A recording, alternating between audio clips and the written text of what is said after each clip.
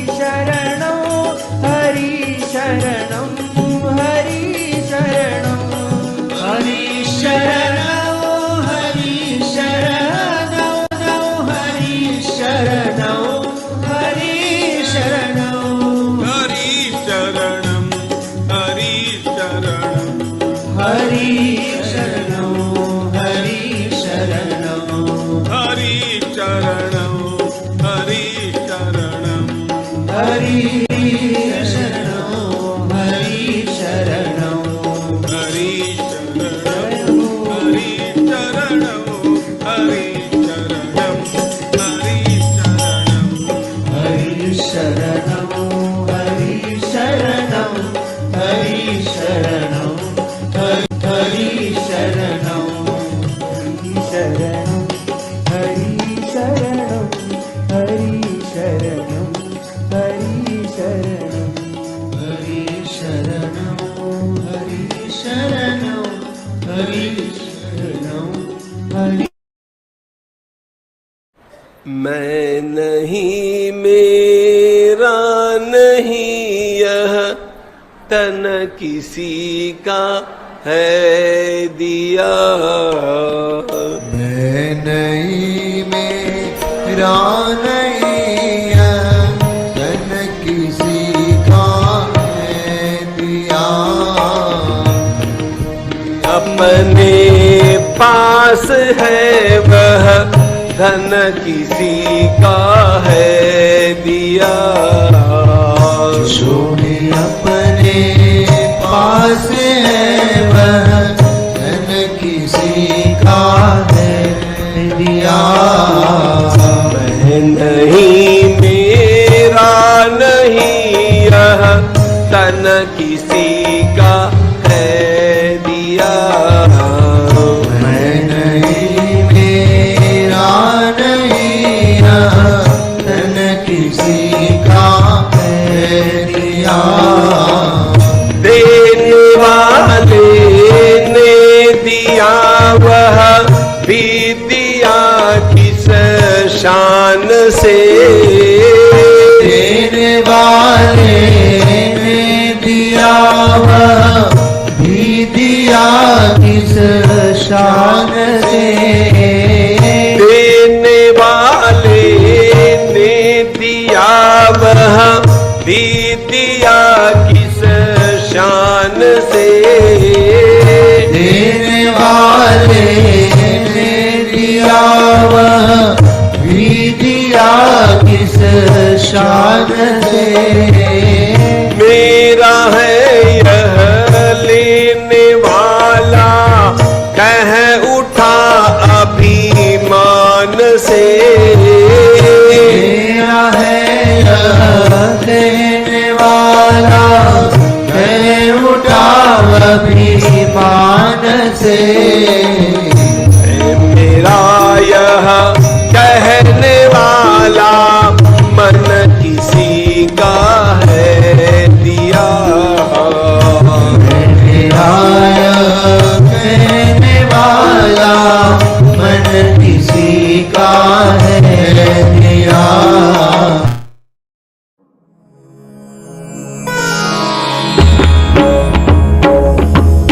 श्री गुरु चरण सरोज रज निज मनु मुकुरु सुधारी।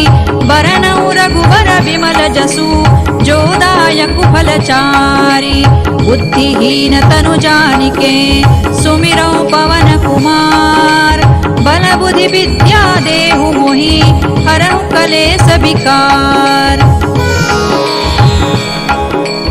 जय हनुमान ज्ञान गुण सागर जय कपीसति लोक उजागर। रामदूत अतुलित बल धामा अंजनी पुत्र पवन सुत नामा।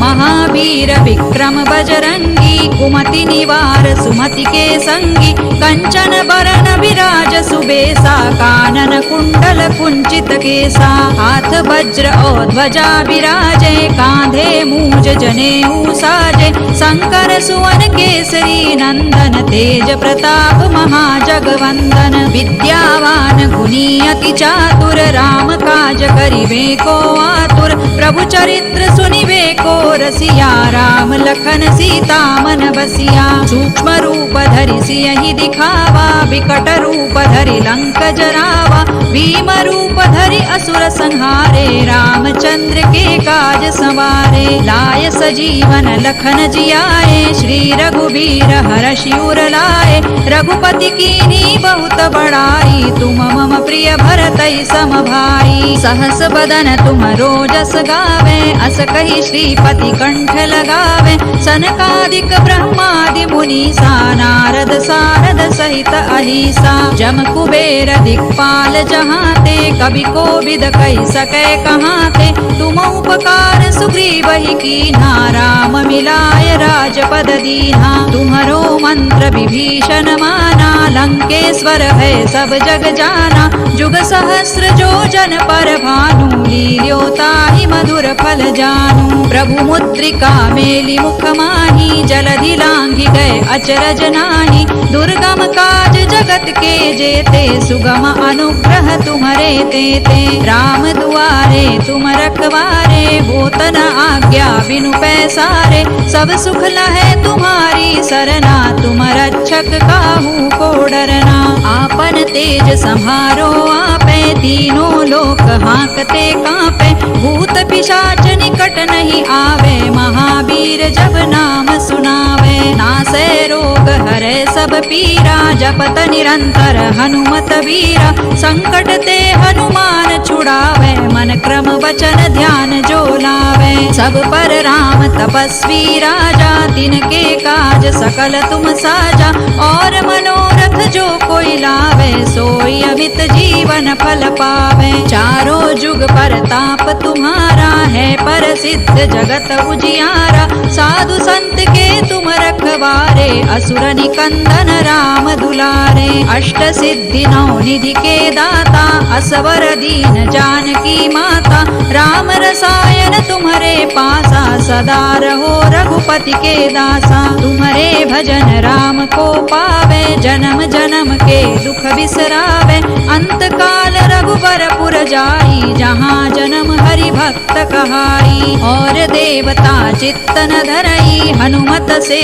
सर्व सुख करई संकट कटे मिटे सब पीरा जो सुमिरे हनुमत बलबीरा जय जय जय हनुमान गोसाई कृपा करहु गुरुदेव की नाई जो सत बार पाठ कर कोई छूट ही बंदी महासुख होई जो यह पढ़े हनुमान चालीसा होय सिद्धि साखी गौरीसा तुलसीदास सदा हरि चेरा की जय नाथ हृदय महडेरा पवन तनय संकट हरना मंगल मूर्ति रूप राम लखन सीता सहित हृदय बसहु सुर भूप सियावर रामचंद्र की जय पवन सुत हनुमान की जय उमापति महादेव की जय।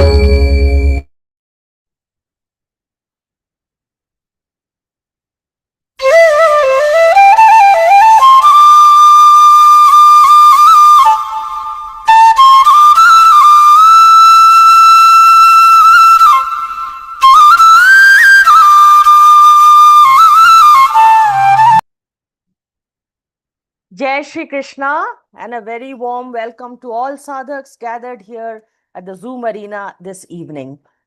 I start with my head bowed in devoted reverence on the lotus feet of Purushottam Bhagavan Shri Krishna and Param Pujya Swami Govind Dev Giriji Maharaj.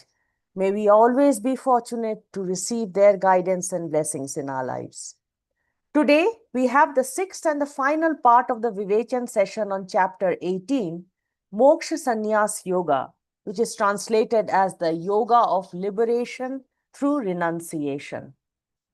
Chapter 18 summarizes the core principles of Gita, which we have learnt in the previous 17 chapters, including the nature of action, the importance of duty, and the path to liberation. It is a pivotal chapter that serves as a culmination of Krishna's teaching on Karma Yoga, Jnana Yoga, and Bhakti Yoga. It clarifies the concepts of sannyasa or renunciation and tyaga or renunciation of the fruits of action. The emphasizing that the true renunciation involves not giving up actions, but rather detaching oneself from the results of the actions. This chapter underscores the importance of performing one's duty without the attachment to the outcome, leading ultimately to liberation or moksha. In the last session, we saw how Bhagwan has given unconditional assurance that complete devotion and surrender to him will definitely lead us to his lotus feet.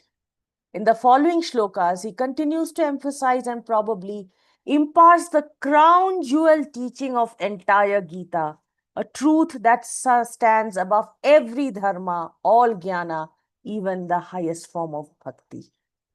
We are fortunate that through a set of 6 Vivechan sessions, we too are getting an opportunity to imbibe this supreme knowledge. We all know that prayers are a natural mode through which our soul communicates its reverence and its devotion and its yearning to the Paramatma. To lead us in our prayers today, I call upon Aarti B. Mehtaji from Gandhinagar in Gujarat. Aarti ji is a retired teacher who joined Geeta Pariwar in April 2023. She gives seva as a core trainer and a technical assistant. Aarti ji, request you to please lead us in our prayers today. जय Shri Krishna Jai. Vasudev सुतं देवं कंसचाणूरमर्दनं देवकी परमानन्दं कृष्णं वन्दे जगद्गुरु कृष्णं वन्दे जगद्गुरु जय Shri Krishna Jai Shri Krishna. Thank you so much, Aarti ji, for rendering the prayer for us. In Bhagavad Gita, Bhagwan has said that he is the source of light in all luminaries and is entirely beyond the darkness of ignorance. Gita ji is the medium Bhagwan has used to illumine our lives with that light. For doing the deep Prajwalan today, I would like to call upon Aparna Sinha ji from Ranchi, Jharkhand.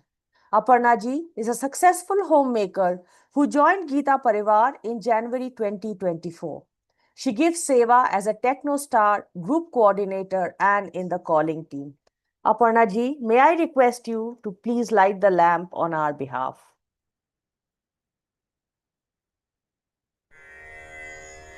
निषिद्धैरप्येभिर्लुलितमकरन्दो मधुकरैः करैरिन्दोरन्तश्छुरित इव सम्भिन्नमुकुलः विधत्तां सिद्धिन्नो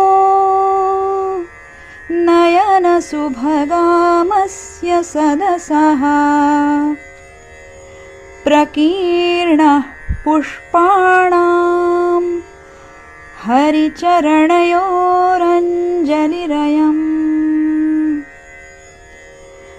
शरदिन्दुनिभां शुभ्रां शुभ्रवस्त्रैरलङ्कृतां कलहंसकृतावासां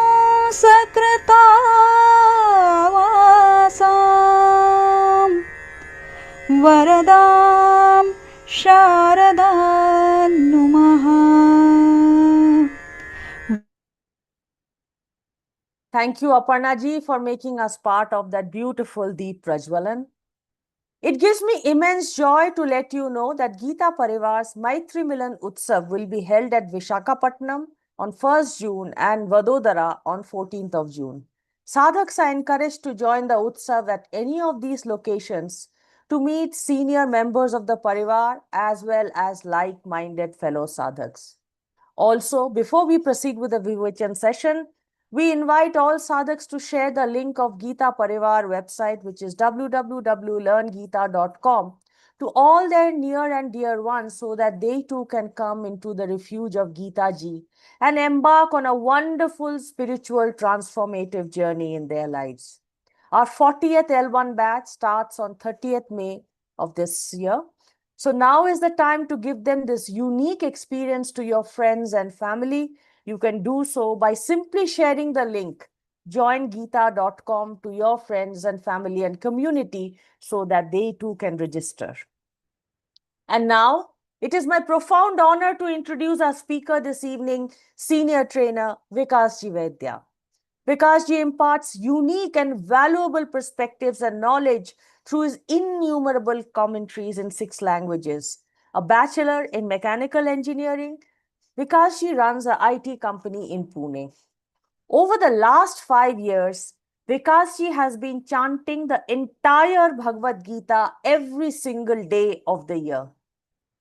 Besides his own personal sadhana, Vikas as a senior trainer at Geeta Pariwar, serves as a trainer and is involved in the process of selection and training of new trainers.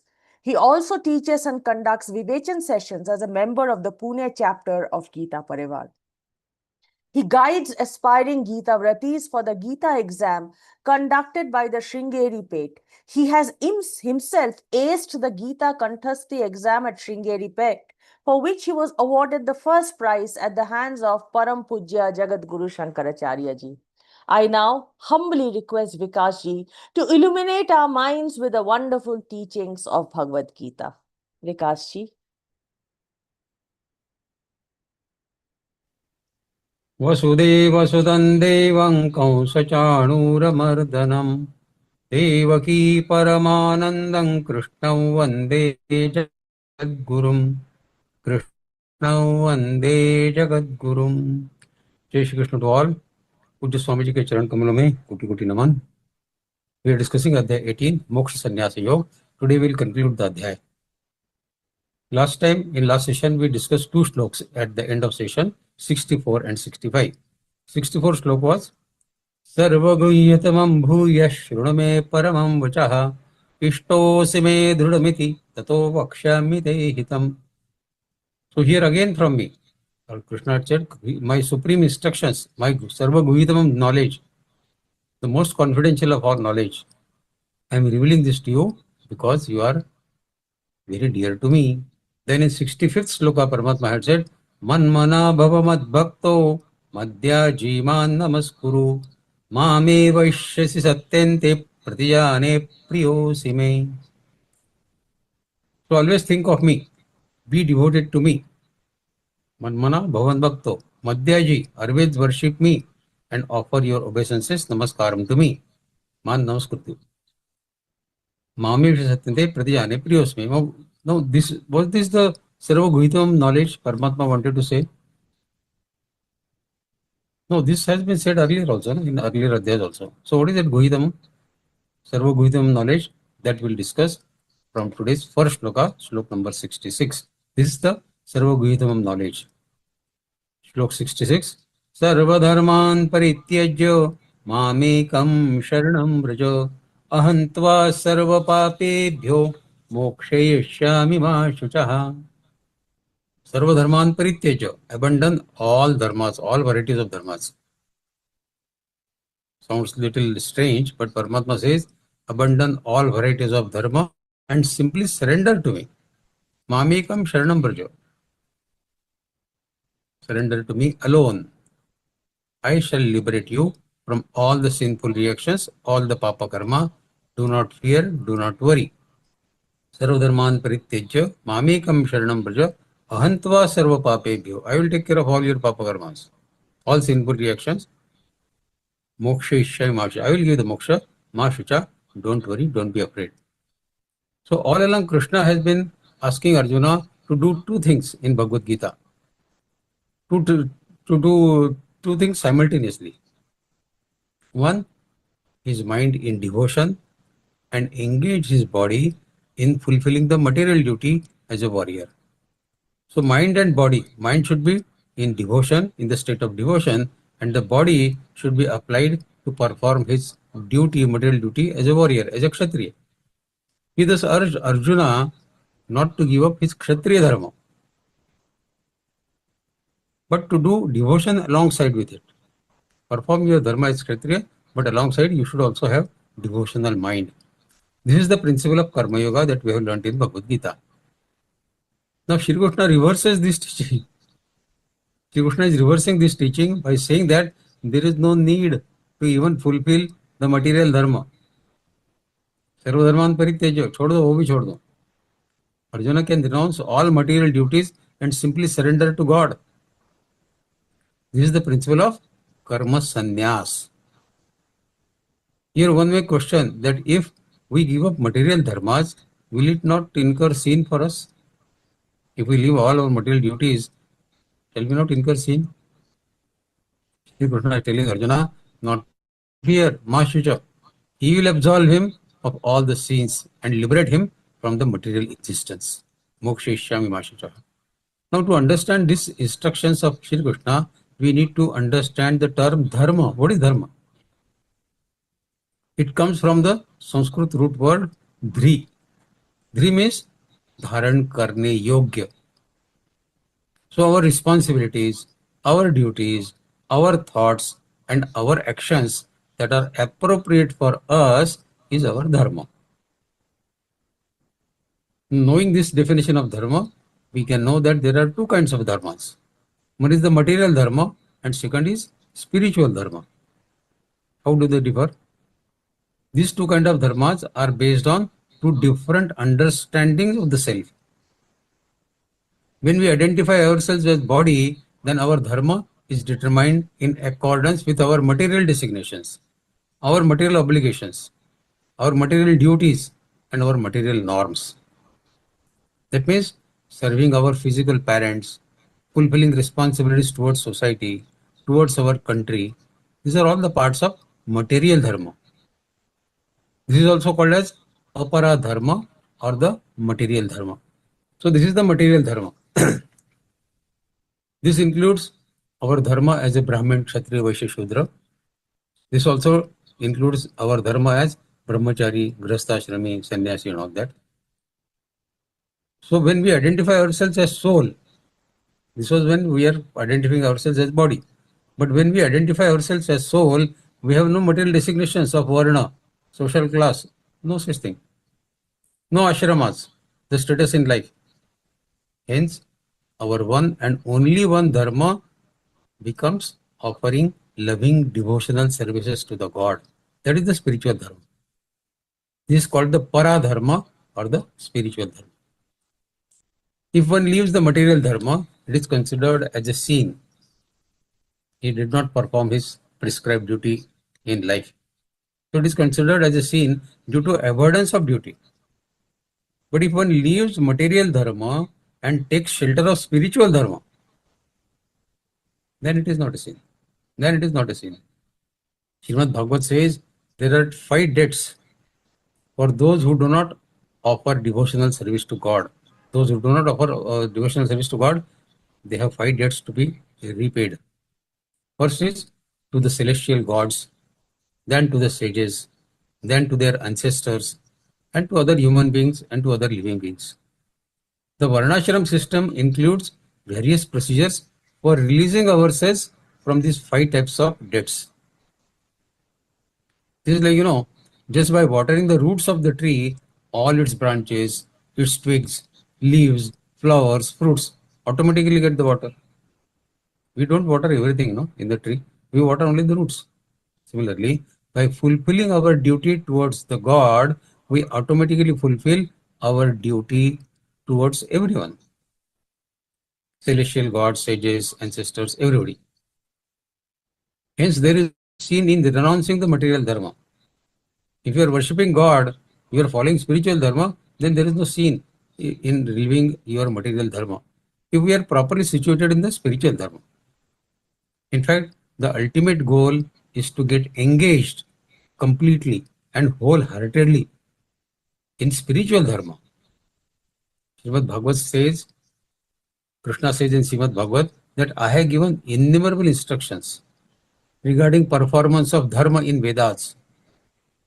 But those who realize the shortcomings in these and renounce all prescribed duties to simply engage in my devotional service, I consider them to be the best of sadhaks. Spiritual dharma is always better than material dharma. In Ramayana also, we know that Lakshmana renounced all his material duties to accompany Sri Ramji in the forest. Did he perform his duties towards his family, his wife, his children? Did he perform his duties towards the kingdom? No, he left all that. He relinquished all material duties and accompanied Sri Ram in the forest. Lakshmana said that time that, "O Lord, please believe me. Please believe me. I do not know any teacher. I do not know father. I do not know mother or any other relatives. As far as I am concerned, you are the savior of the fallen. You are the knower of the heart. You are my master and my everything." So he surrendered to Sri Ram to follow the path of spirituality, giving up all his material duties. Similarly, Bhakta Prahlad, he said, "I do not know my mother, I do not know my father or any other relatives. God is everything for me." Same example.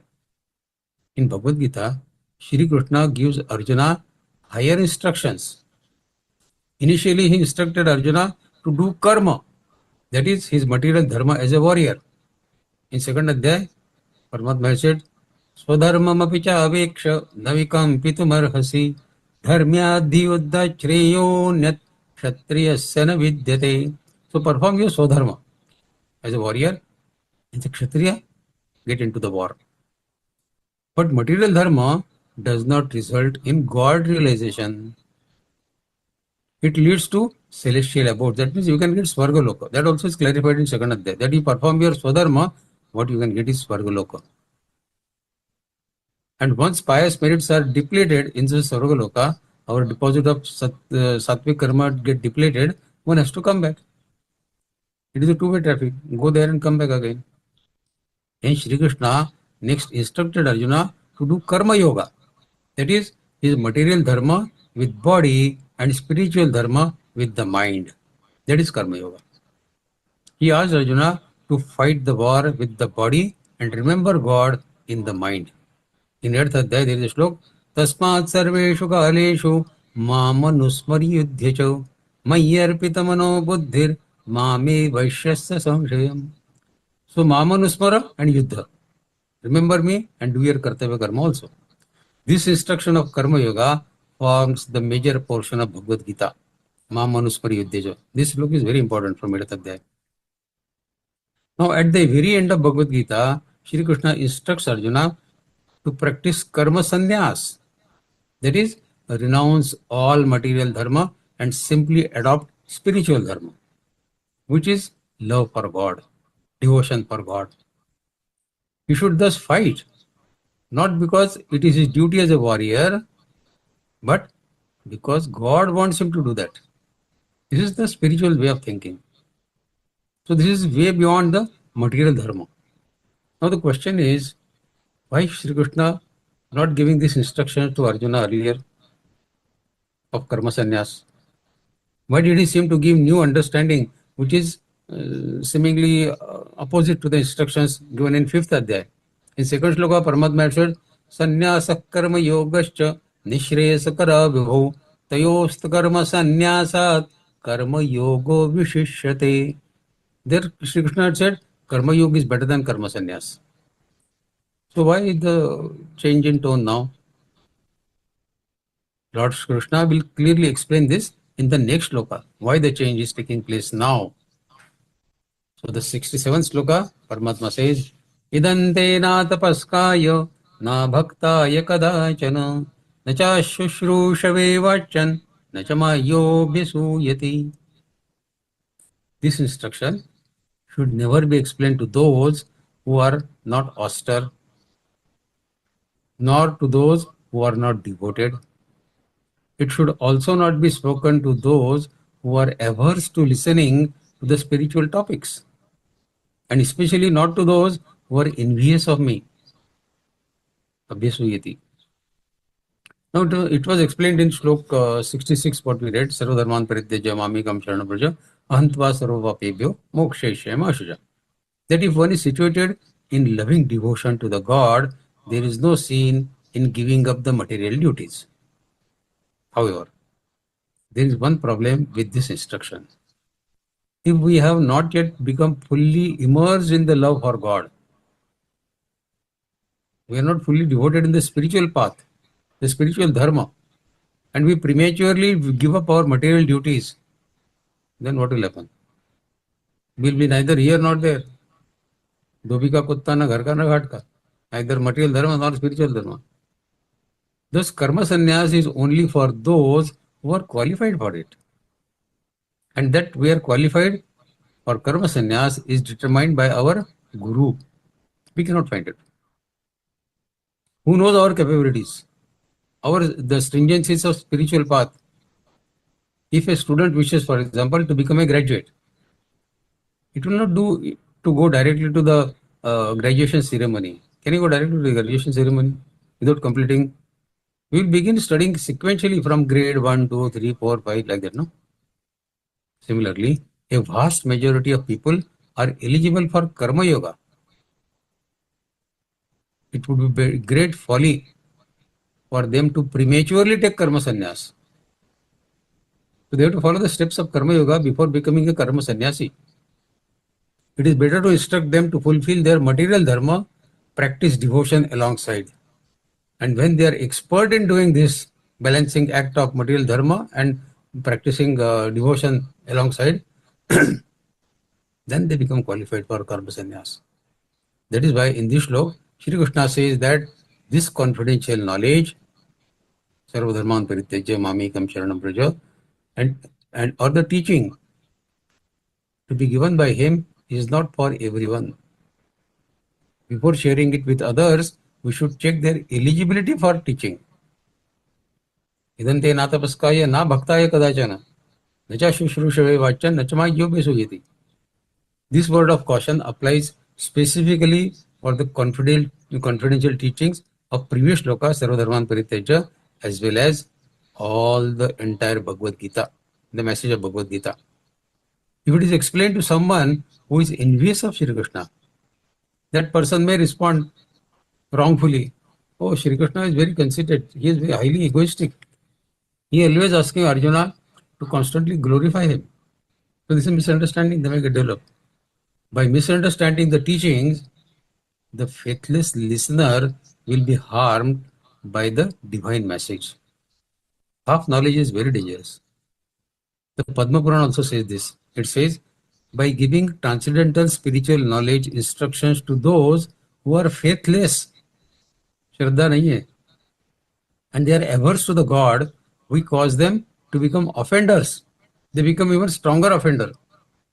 By giving them this spiritual message which they don't understand, but rather they get a more stubborn attitude. And Shri Krishna describes the disqualification for listeners in this shloka. Next shloka 68. Ye imam paramam guhyam madbhakteshva vidasyati bhaktim mayim parang krutva mame vaishyatya samshaya. Amongst my devotees, those who teach this most confidential knowledge perform the greatest act of love, greatest act of devotion. They will come to me, and that is without doubt. Mame vaishyasya samshaya, asamshaya. There is no doubt about it. For those who spread this knowledge of Bhagavad Gita. So Shri Krishna now declares the consequences of properly preaching the message of Bhagavad Gita. He says, such preachers, such teachers attain his parabhakti, and then they attain him. Bhakti mayim parankrutva. After attaining that parabhakti, mame vaishyatya asamshaya. They attain my parabhakti and then they attain me, and there is no doubt about it. The opportunity to engage in devotion to Lord Krishna is a special blessing of God.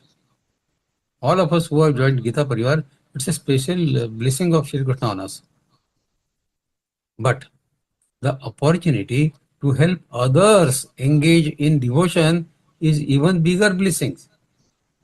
So those who are working in Gita Pariwar, spreading this message of Bhagavad Gita to all possible people who are interested in learning it, on them the spiritual grace of Paramatma is even bigger. Whenever we share something good with others, we benefit from that also. When we share whatever knowledge we have with others, the grace, our knowledge increases as well. By teaching, you learn more. That is what we say. The Gita Pariwar trainers who are expert in teaching for many years, you ask them, they will say by teaching we have learned more Gita than what we were knowing earlier before we started teaching. So by offering, giving food to others, we never go hungry. We never go hungry ourselves. Sant Kabir has said it very appropriately, that the wealth does not decrease by giving it in charity. Wealth does not decrease by giving it in charity. A river does not become narrow though people take water from it. And he says further, I am not saying this without basis. See it for yourself in the world. So this fact can be corroborated with all the things in the world, that whatever we give, it does not cause us any harm. Knowledge, share it. Money, share it. Time, share it. Thus, those who share the spiritual knowledge of Bhagavad Gita with others, they receive the highest blessings for themselves. Slok 69. न च तस्मान् मनुष्येषु कश्चिन्मे प्रियकृत्तमः भविता न च मे तस्माद् अन्यः प्रियतरो भुवि. Paramatma says, no human being does more loving service to me than they. Who is they? As per earlier shloka, 60th shloka. Or shall ever there be anyone on the earth more dear to me? So Shri Krishna likes those people who teach this Bhagavad Gita message to the humanity. Of all the gifts we can give to others, the gift of spiritual knowledge is one of the best, highest, because it has the capacity to transform the life of the recipient eternally. Now you can realize this yourself. You joined Gita Pariwar, started learning in L1, Adhyay 12th and 15th, Bhakti Yoga and Purushottam Yoga, and today we are at the end of our journey of learning Bhagavad Gita. 18th Adhyay is getting completed.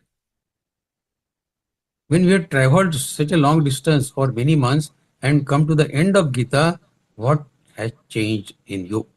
You can introspect yourself, which you yourself can notice, and also it can be noticed by people around you. Change on learning of Bhagavad Gita is imminent. Everybody changes. If you have the faith, you have the Shraddha, Gita will change you totally. King Janak, the father of Sita, he had asked his guru, the transcendental knowledge bestowed upon me is so precious that I feel deeply indebted to you. What can I do for you in return? His guru, Ashtavakra, he said, there is nothing you can give that will relinquish you from your debt. Nothing you can give. The knowledge I gave you was divine, and all that you possess is material. Worldly objects can never be a price for the divine knowledge. You cannot pay money and say that I have got the knowledge. But you can do one thing, he said. If you ever find someone who is thirsty for this knowledge, share it with him. Share it with him. That is the way to repay the knowledge. Whatever knowledge we have acquired, thanks to our Guru, we should share it with others.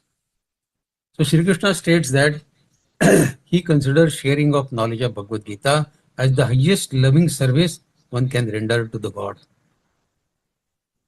Now on a lighter note, I must say that why do you think all members of Gita Pariwar are so dedicated in their free service of giving whatever little they have to others? If they have time, they will give time. If they have understood and they can explain Gita, they will join as trainer or Vivechak or whatever. Members are disparate in Gita Pariwar to offer their services, their seva in whatever position they can.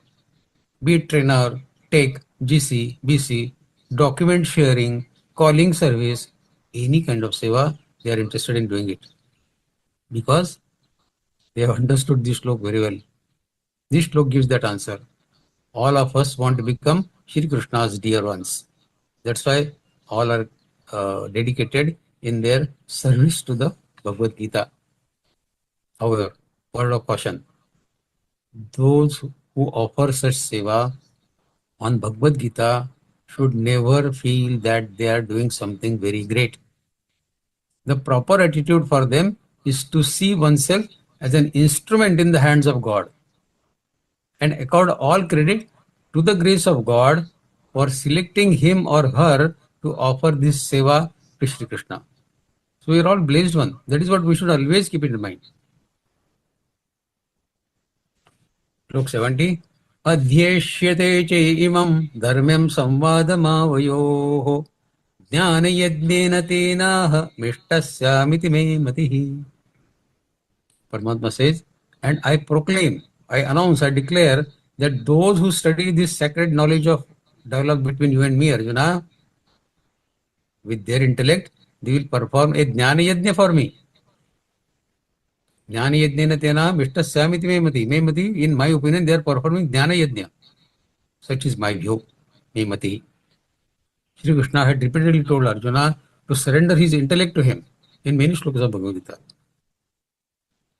Two examples are in Adhyaya 8, as we read earlier, Tasmat sarveshu kaleshu mamanusparyudhya mayyarpita mano buddhir mame vaishyasya samshaya. Mayyarpita mano buddhi. And then in 12th Adhyaya also we have a slok, Mayyevan adhatsva may buddhin niveshaya nivasishyasi mayyeva atha urdhvanna samshayaha. Now surrendering our intellect to Paramatma does not mean that we stop thinking. We stop using our intellect. That is not the meaning of surrendering intellect to Paramatma. Rather, it means that we utilize our intellect to the best of our ability in fulfilling His will for us. We utilize our intellect in fulfilling Krishna's will for us. From the message of Bhagavad Gita, we understand what is His will now. It is amply clear to those who have understood all 18 adhyayas of Bhagavad Gita what is Sri Krishna's will from us. As those who study this sacred dialogue worship God with their intellect. That is the announcement Krishna has made. Jnana yajnena tenaha mishtasyamiti me matihi. Now tell me, can there be any other easier means to perform a yajna for the God? Read Gita every day, contemplate on few of the shlokas of Bhagavad Gita every day, and then this is Paramatma is considering as we are performing a jnana yajna. Every day we can perform jnana yajna for Shri Krishna. There can be no other easier means than reading Bhagavad Gita or performing such a yajna for Shri Krishna. But somehow we always get scared with doing something like reading Gita every day. Oh my God, reading every day? I don't think I'll be able to do it. How can I do it? Not possible for me. But if we make small changes in our life, in our daily habits, we can achieve great results. No task is too big that it cannot be performed. Reading Gita is not a task that cannot be performed. It can be performed easily. But do we really take very big steps to bring change in life? Do we need to take very big steps? Let us discuss the power of atomic habits. Atomic habits. Praise atomic habits. Atomic has two meanings. Something very small, atom, or a source of immense energy, atom bomb. So atomic has two meanings, very small and a source of great energy, immense energy. And habits are things we repeat every day. So atomic habits are those small habits that can make a big difference in our life. But how do tiny things turn into life-changing results in our life? One small incident or rather small story, the fate of British cycling changed in one day in 2003. The governing body for the professional cycling in Great Britain had recently hired one expert. His name was Dave Brailsford as its new performance director. Brailsford. Until then, the professional cyclists in Great Britain had endured nearly 100 years of mediocrity. They could not gain success in their life. Since 1908, British riders had won just one single gold medal in the Olympic Games. And they had fared even worse in the biggest competition of cycling, that is the Tour de France. In 110 years, no British cyclist had even one single event in the Tour de France. In fact, performance of British riders had been so underwhelming that one of the top bike manufacturers in Europe, they refused to sell bikes to the team of Britishers because they were afraid that it would hurt their sales if other professionals saw the British using their cycles. Because they are the loser all the time. This Brailsford had been hired to put British cycling on a new trajectory. What made him different from previous coaches was his relentless commitment to strategy that he wrote a book on that. He referred to that the aggregation of marginal gains, accumulation of marginal gains, aggregation of marginal gains, which was the philosophy of searching for tiny margin of improvement in everything that we do. So break your activity in small parts. Then target each segment of that activity and try to see what significant or small change we can make in that small tiny fragment of the action. Brailsford said the whole principle came from the idea that if you broke down everything you could think of that goes into riding a bicycle and then improve it by 1%, not much, 1%. You will get significant increase when you put them all together. And as a result, we will achieve a significant milestone in our record of cycling. So this Brailsford and his coaches began making small adjustments you might expect from a professional cycling team. They redesigned the cycle seats, the bike seats, to make them more comfortable and rubbed alcohol on the tires for a better grip. Other than this, while riding, they asked riders to wear electrically heated overshorts to maintain ideal muscle temperature. They used biofeedback sensors to monitor how each athlete responded to the particular workout. The team tested various fabrics in wind tunnels and had their outdoor riders switch to the indoor racing suits, which proved to be lighter and more aerodynamic. So everything was thought of and then acted upon. But they did not stop there. This Brailsford and his team continued to find 1% improvement in overlooked and unexpected areas. They tested different types of massage gels to see which one led to the fastest muscle recovery. They hired a surgeon to teach each rider the best way to wash their hands to reduce the chances of getting a cold. They determined the type of pillow and mattress that led to the best night's sleep for them, for each rider. They even painted the inside of the team truck in white, which helped them spot little bits of dust that would normally slip by go unnoticed. But when you paint it totally white, you can spot even the smallest particle of dust. But it could degrade the performance of the finely tuned bikes if there is a dust, isn't it? So as these and hundreds of other small changes, improvements accumulated, the results came faster than anyone could have expected, could have imagined. In just 5 years, just 5 years after this Brailsford took over, the British cycling team dominated the road. Track cycling events at the 2008 Olympics in Beijing, they won an astounding 60% of the gold medals available, from 0 to 60%. 4 years later, when the Olympic Games came to London, the Britishers raised the bar that they set 9 Olympic records they got in London Olympics and 7 world records they created in London Olympics in 2012. That same year, Bradley Wiggins, he became the first British cyclist to win the Tour de France, which had deluded them all these years. The next year, his teammate Chris Froome, he won the race, and he would go on winning the race again in 2015, 16, 17, giving the British team 5 Tour de France victories in 6 years. Magic.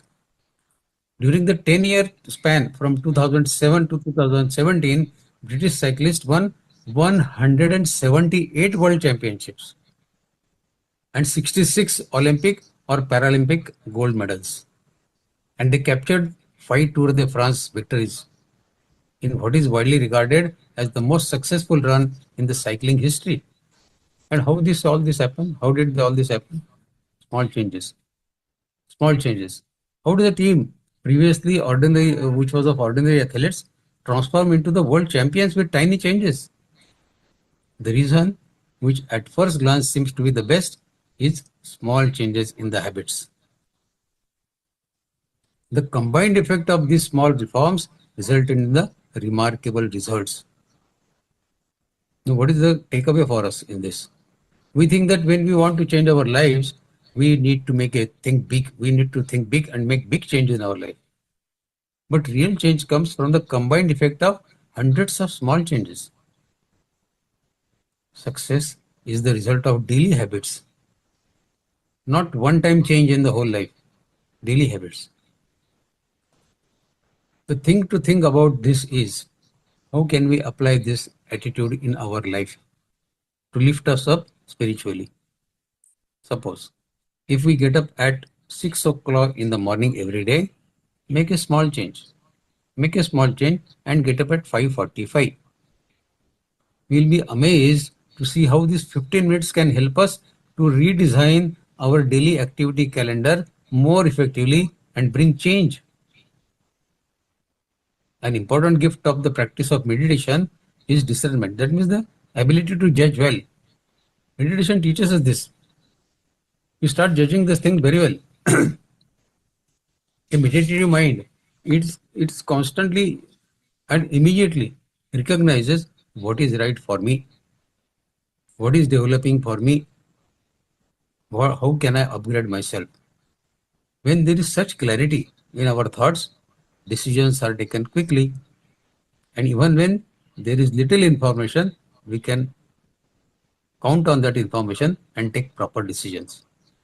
So the message is, small changes in our daily habits can make us much better persons than what we are today. Like waking up 15 minutes earlier is a small change, no? Not a very big change, but it can make us a better person. Okay, having understood this, we'll go to next shloka. Shraddhavananasuyascha shrunuyadapi yo naraha sopi mukta shubhan lokan prapnuyad punya karmanam. No, everybody cannot understand Gita very well. Everybody cannot read Sanskrit so very well. Then what? They will not get benefit or what? Paramatma says no, nothing like that. Even those who listen to this knowledge, even those who listen to this knowledge with faith, with Shraddha, and without envy, will be liberated from the sins and attain the auspicious abodes. That means the Svargaloka, where the pious dwell. So they can also attain Svargaloka, those who can only listen to the Gita. What more we want now? Listening Gita can give us so much benefit. Not everyone has the intellect to comprehend in depth the importance of this dialogue between Shri Krishna and Arjuna. It depends on our past sanskars. How much knowledge we have from our past sanskars to digest, to understand this spiritual dialogue between Shri Krishna and Arjuna. Here Shri Krishna assures that if such people merely hear it with faith, they will also get benefited. God is seated with them. Sarvasyam Prasanna Vishnu. God is sitting in the hearts of everybody. He will note their sincerity of listening to the Gita, and he will reward them for that. Only listening of Gita. A story about Jagadguru Vaidya Shankaracharya. He had a disciple, Shishya. His name was Sananda. This Sananda was illiterate. He could not comprehend his guru's teachings as other disciples could do. But when Shankaracharya delivered the discourse, he would listen to that discourse with full attention and with great faith. One day, he was washing his guru's clothes on the other side of the river. At that time, it was time for the class. And the other disciples requested, Guruji, please begin the class. It is time now. Shankaracharya replied, let us wait. Sananda is not here. But the disciples, they argued, they urged to Shankaracharya ji that, but Guruji, as it is, he cannot understand much about what you are teaching. Shankaracharya said, it's true, but still he listens with great faith. So I do not want to disappoint him. Then to show power of faith, Shankaracharya called out, Sananda, please come here. On hearing Guru's words, Sananda did not hesitate. He was on the other side of the river. He ran on the water. That is what the story says. That he ran on the water. The story goes that everywhere where he placed his feet, lotus flowers sprang up to support him. He crossed the other bank and offered obeisances, namaskaram to his Guru. At that time, stuti, that means the praise in sloka, emanated from Sananda's mouth automatically for his Guru in a very sophisticated Sanskrit. People thought he illiterate. But deep Shraddha, faith can cause this wonder. The other disciples were shocked. They were amazed to hear his Sanskrit. Since lotus flowers had bloomed under his feet of Sananda, his name became Padmapada. Padmapada means one with lotus flower under his feet. He became one of the four main disciples of Shankaracharya, along with Sureshacharya, Hastamalaka, and Trotakacharya. See, in this story, the magic of faith. Shankaracharya was the Guru, accomplished Guru, and faith was natural for Sananda. But even when the Guru is fake or unreal and the faith is real, Shraddha is real, the magic remains same. So the focal point is Shraddha. In 17th Adhyaya, we have a shloka at the end of 17th Adhyaya. Ashraddhaya hudandattan tapastaptan kritankiyat asadityachyate partha nachattat pretya no iho. If you do it without Shraddha, any sattvic karma, it does not help you in this life or in the next life as well. So coming back to this shloka, Shri Krishna assures Arjuna that even those who merely hear this sacred dialogue with great faith, with great Shraddha, their heart will gradually become purified. We just heard the story of a disciple of Shankaracharya as to how is this Shraddha of Sananda led wonder. Here Shraddha was the main focal point. Faith, Shraddha can do wonders. There was a village. One day a sadhu came to that village who was really, in reality, a fake sadhu, a cheat, a fraud. He said, below a banyan tree in yogic mudra, as if he was a great yogi. Poor villagers thought that he is some great sannyasi, great yogi, and they offered their obeisances, namaskaram to him, and also offered prasadam to him every morning, evening. He soon became very well known in that area as an accomplished sadhu, Sadhu Maharaj, Sadhu Maharaj. Once a poor villager came to him with folded hands and he requested him, Sadhu Maharaj, please give me some siddhi, some magical siddhi. This fake sadhu, he said, sure, you will get some unique siddhi, but for that you will have to serve me for 12 years. Offer seva to me for 12 years, then you will get siddhi. The villager agreed. He started all sorts of seva for his guru, washing his clothes, cooking food for him, giving him a body massage, giving him bath, whatnot, everything. 12 years passed. The villager requested Sadhu, Maharaj, can you please give me some siddhi now? Sadhu said, of course, yes. You have served me for 12 years, now you already have got the siddhi. The villager asked, really? Can I walk on water now? Sadhu Maharaj said, of course, definitely, you can walk on water now. You have got that siddhi now. The villager had great Shraddha in his Sadhu's words, his Guru's words. He was very happy. He ran to the river to try and walk on the water. All the villagers followed him to see that wonder of walking on water. The Sadhu Maharaj also went behind him. The villagers offered his obeisances to his Guru with great Shraddha and put his first foot on the water. And what a wonder. He started walking with ease on water. He went to the other bank of the river and came back. Now this fake Sadhu Maharaj was surprised but did not show his surprise on his face. He thought, if this man can walk on water by just offering me seva, I must be really great. And I can also walk on water. So he said to his villagers, now look at me. I can even run on the water.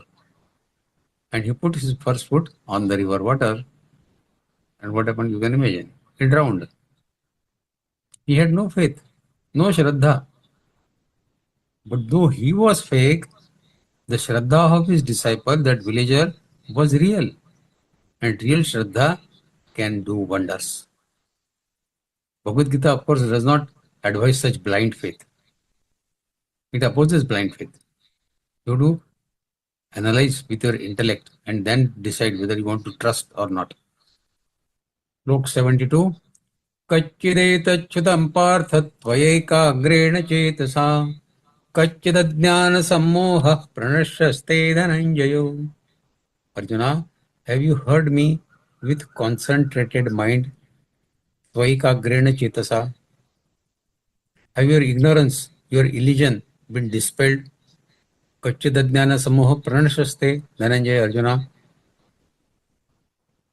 your religion, your ignorance has been dispelled, has been destroyed. Did you hear me with full concentration? So Sri Krishna has taken the position of Arjuna's teacher. It is natural for teacher to inquire intermittently with his student. आपको समझ में आ रहा है कि मैं क्या बोल रहा हूँ? Isn't it like that? So he asked Arjuna whether he has grabbed the subject or not. Sri Krishna's intention of asking the question is that if Arjuna has not understood some principles, he is ready to re-explain. Great patience of Sri Krishna. Or go into more details of that particular principle. Slok 73.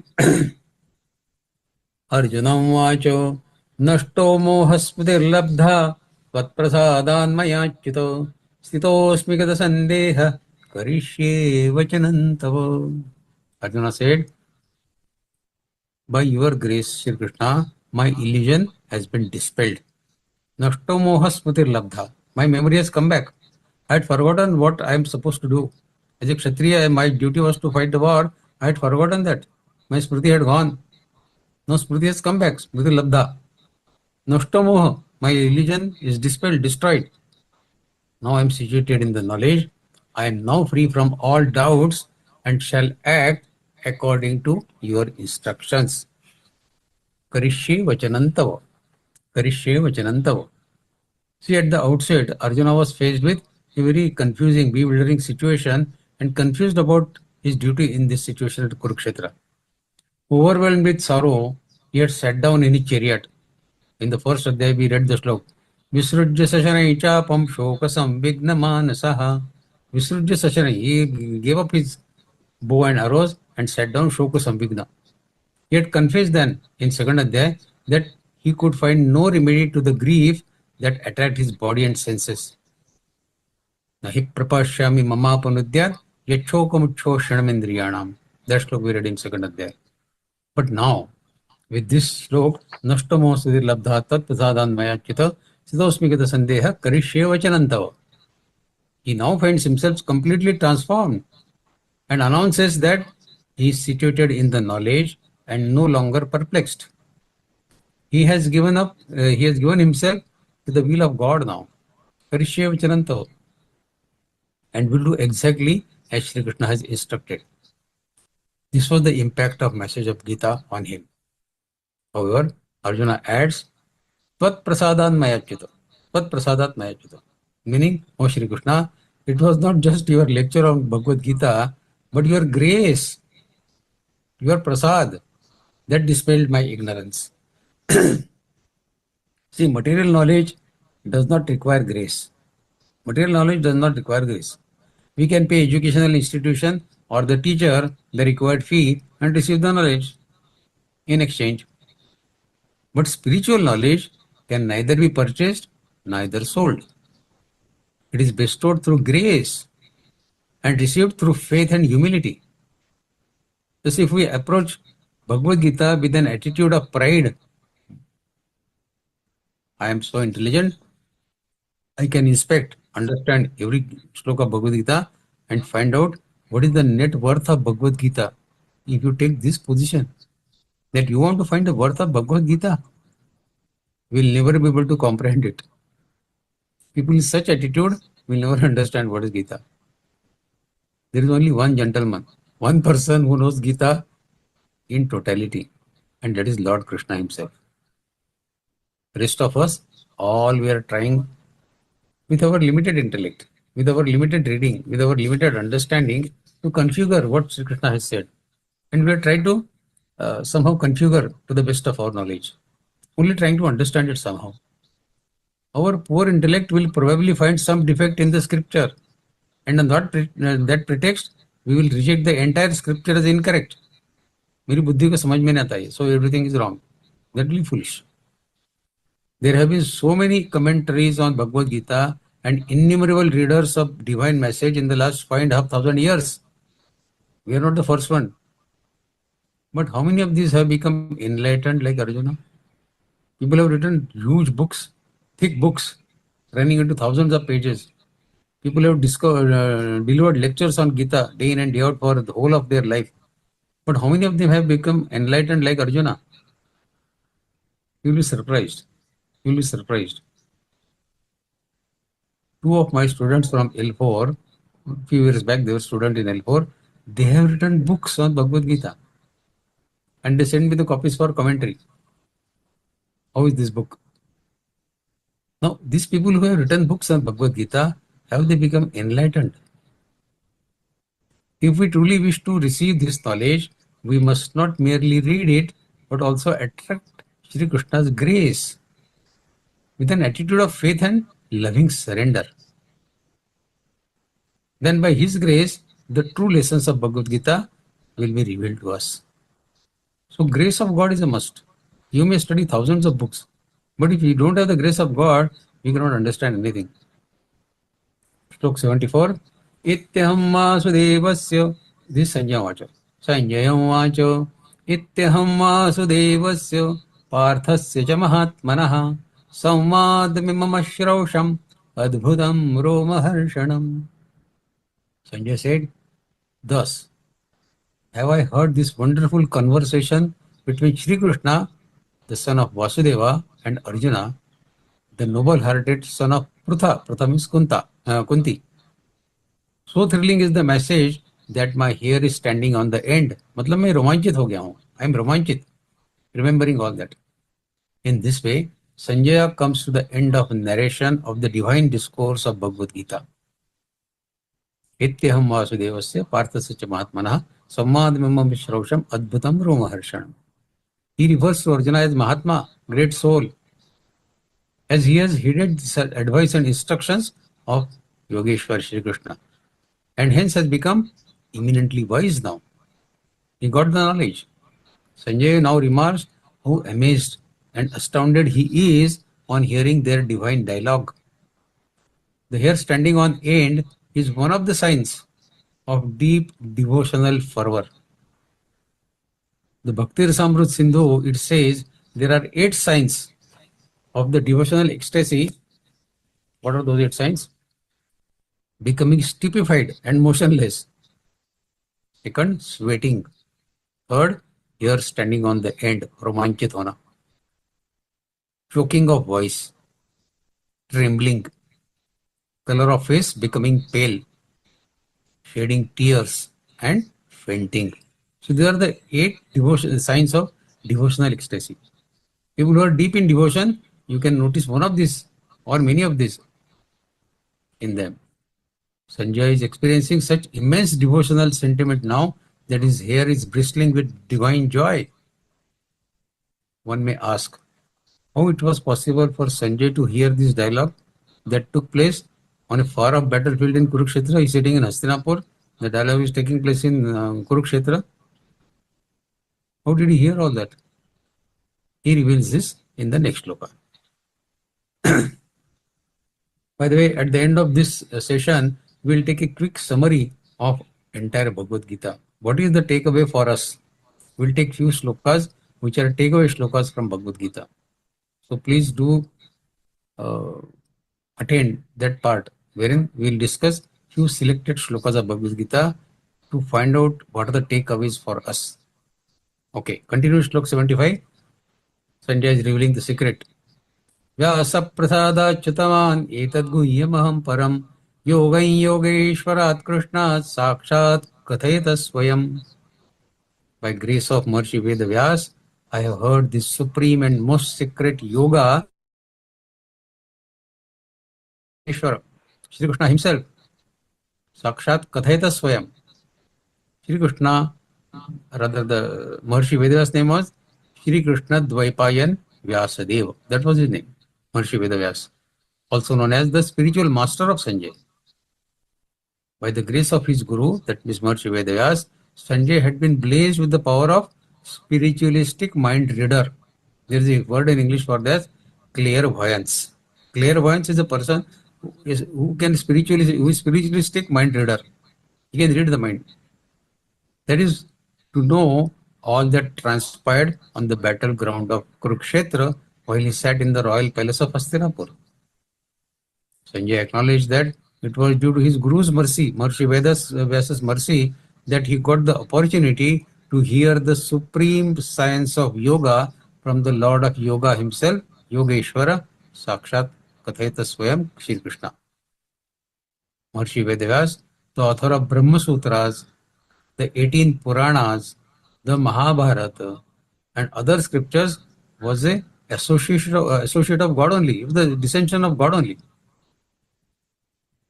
He possesses all clairvoyant power himself. That means the power of spiritualistic mind reader he was. Thus, he not only heard the conversation between Shri Krishna and Arjuna, but also the one between Sanjay and Dhritarashtra.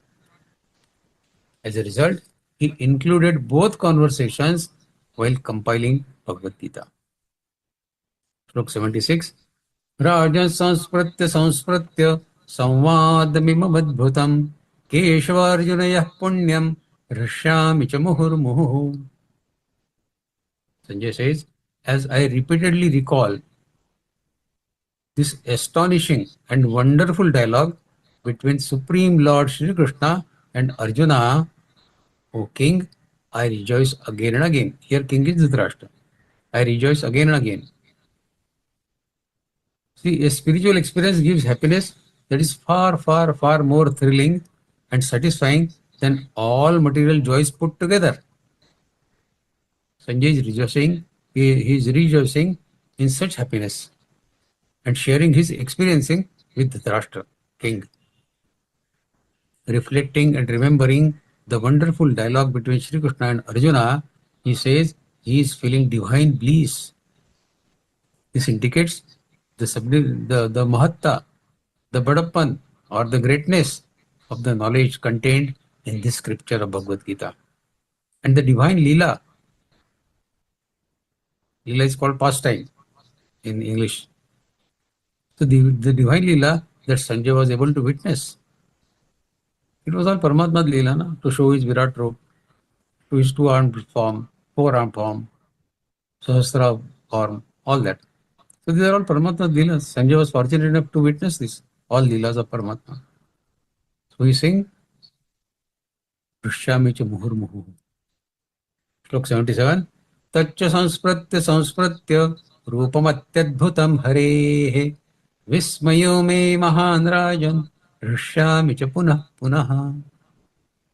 And remembering that most astonishing and most wonderful cosmic form of Shri Krishna, the Virat Rup that we studied in Adhyaya 11, great is my astonishment, and I am thrilled with joy over and over again.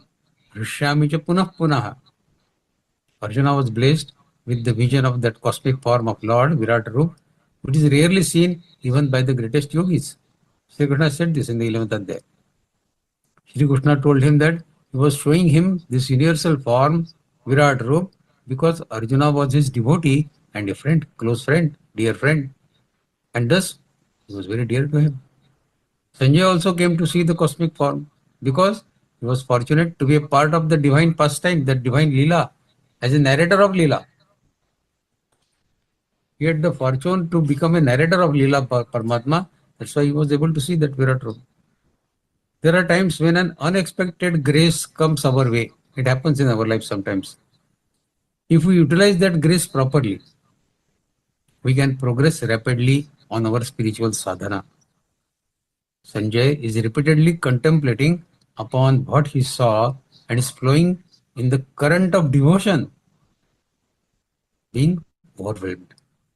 So he's saying punah punah, punah punah. And now the last sloka of Bhagavad Gita. Yatra yogeshwara krishno yatra partho dhanurdharaha tatra shreir vijayo bhutir dhruva nitir matir mama.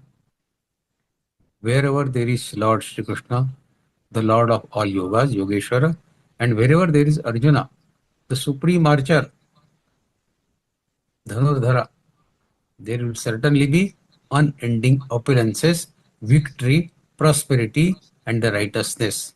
Shri Vijaya Bhutir Dhruva Nitir Mama. So all will be there on the side where Lord Shri Krishna and Arjuna are there. Bhagavad Gita concludes with this shlok delivering a deep pronouncement. Dhritarashtra was apprehensive of the outcome of the war.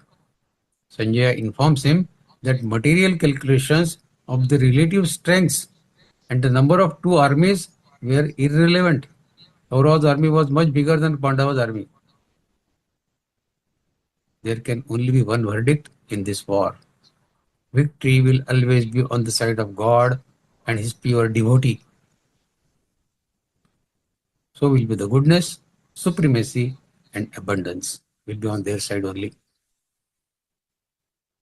God is independent, self-sustaining sovereign of the entire world and the worthiest object of adoration and worship. Upanishad says, there is no one equal to him, there is no one greater than him. Arjuna also said this in the 11th Adhyay. Nattat samoste vidikakutonyo lokatre tat prativa prabhav. He merely needs a proper medium to manifest his incomparable glory. The soul who surrenders to him provides such a vehicle for the glory of the God to shine forth. So if we can have that kind of faith, that Shraddha, our soul can also become a vehicle for manifestation of God.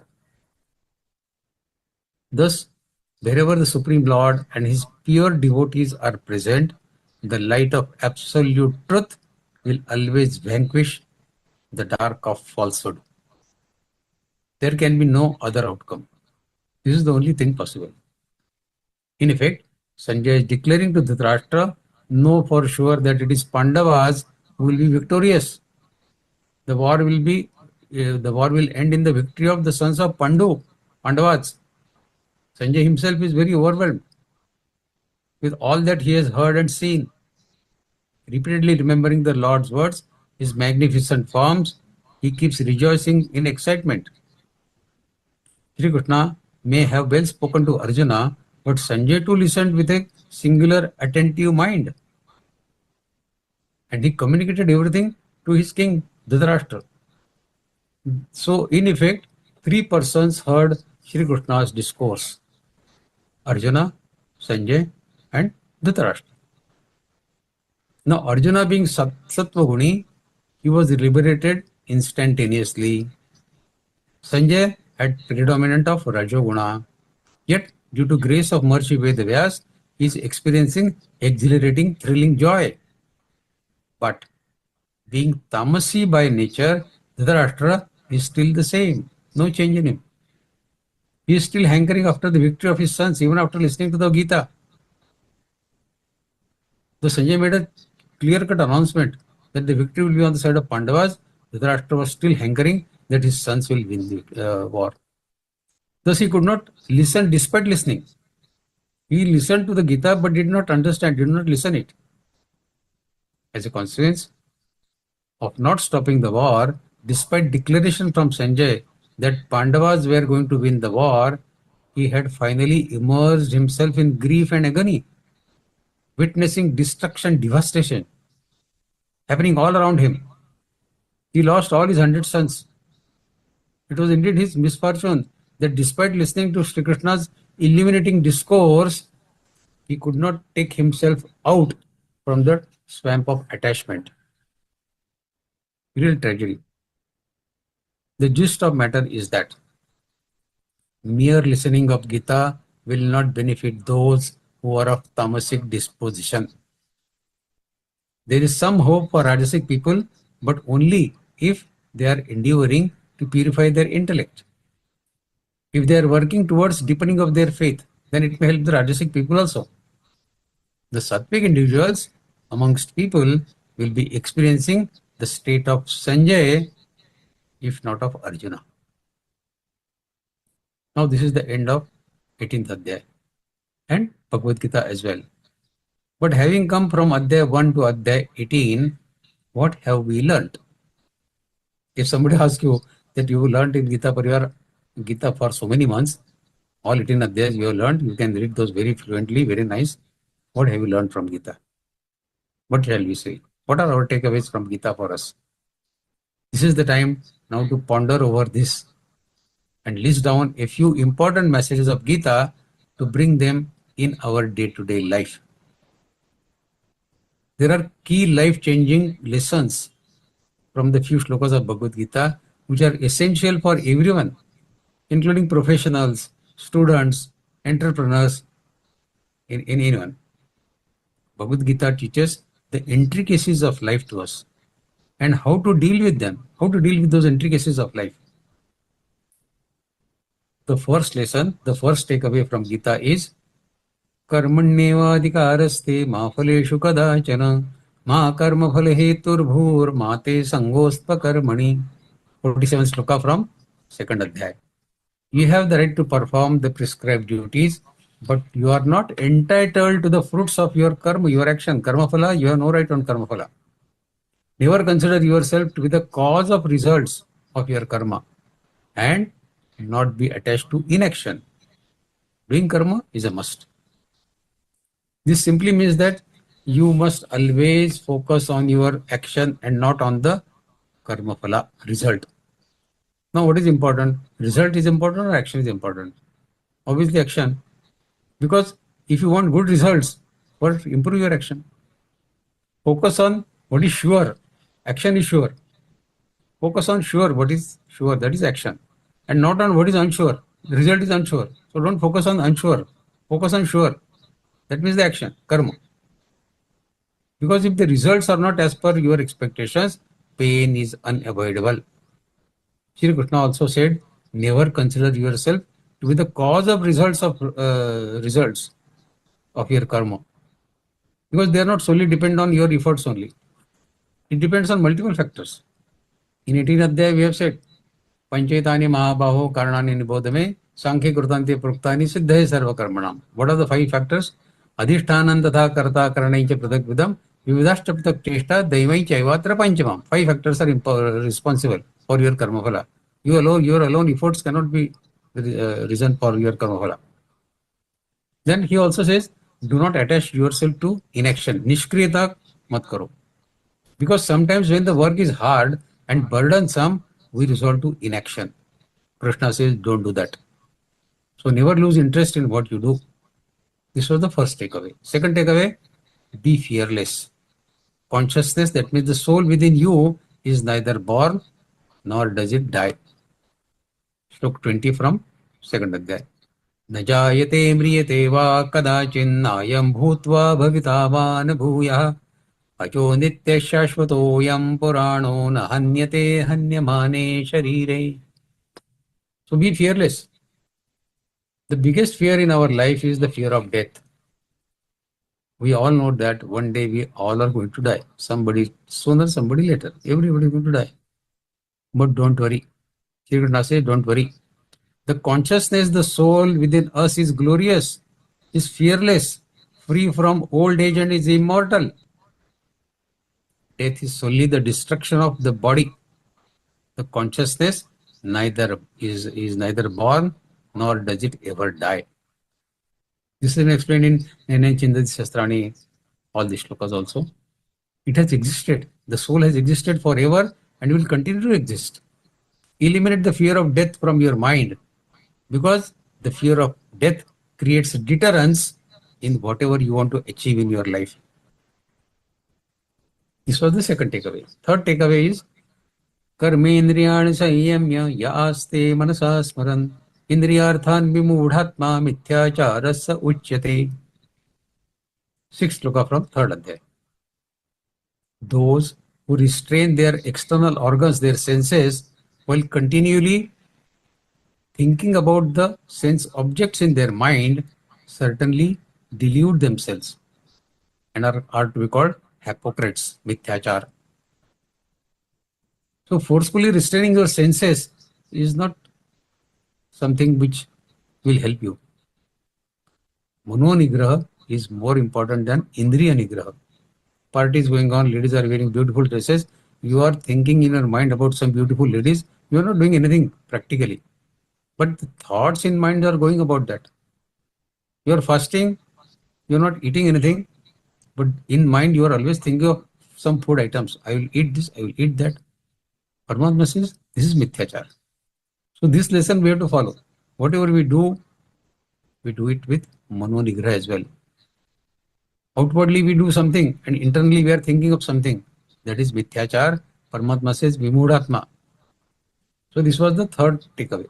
Fourth takeaway, Arjuna had asked a question in third adhyaya. Atakena prayukto yam papai charati purushaha anichannapi varshneya bala divanyo jitaha. A sincere, good-looking man, why does he do papa karma? What forces him to do papa karma?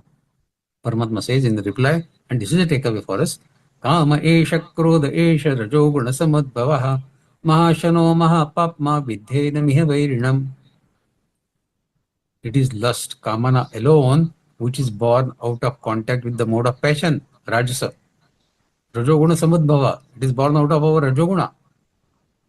And later transform into anger, krodha. If kamana doesn't get fulfilled, krodha will happen. If it gets fulfilled, attachment will happen. So both ways it is detrimental for us. Know this as the sinful and all-devouring enemy in the world. Mahashano mahapapma vidhena miha vairinam.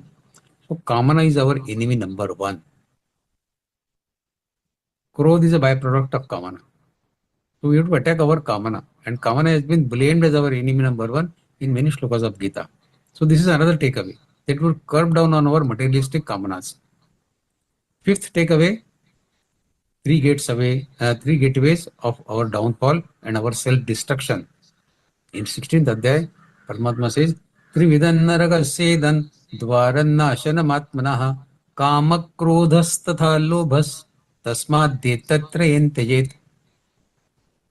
Lust, greed, anger are the gateways to one's downfall and self-destruction. That is hell.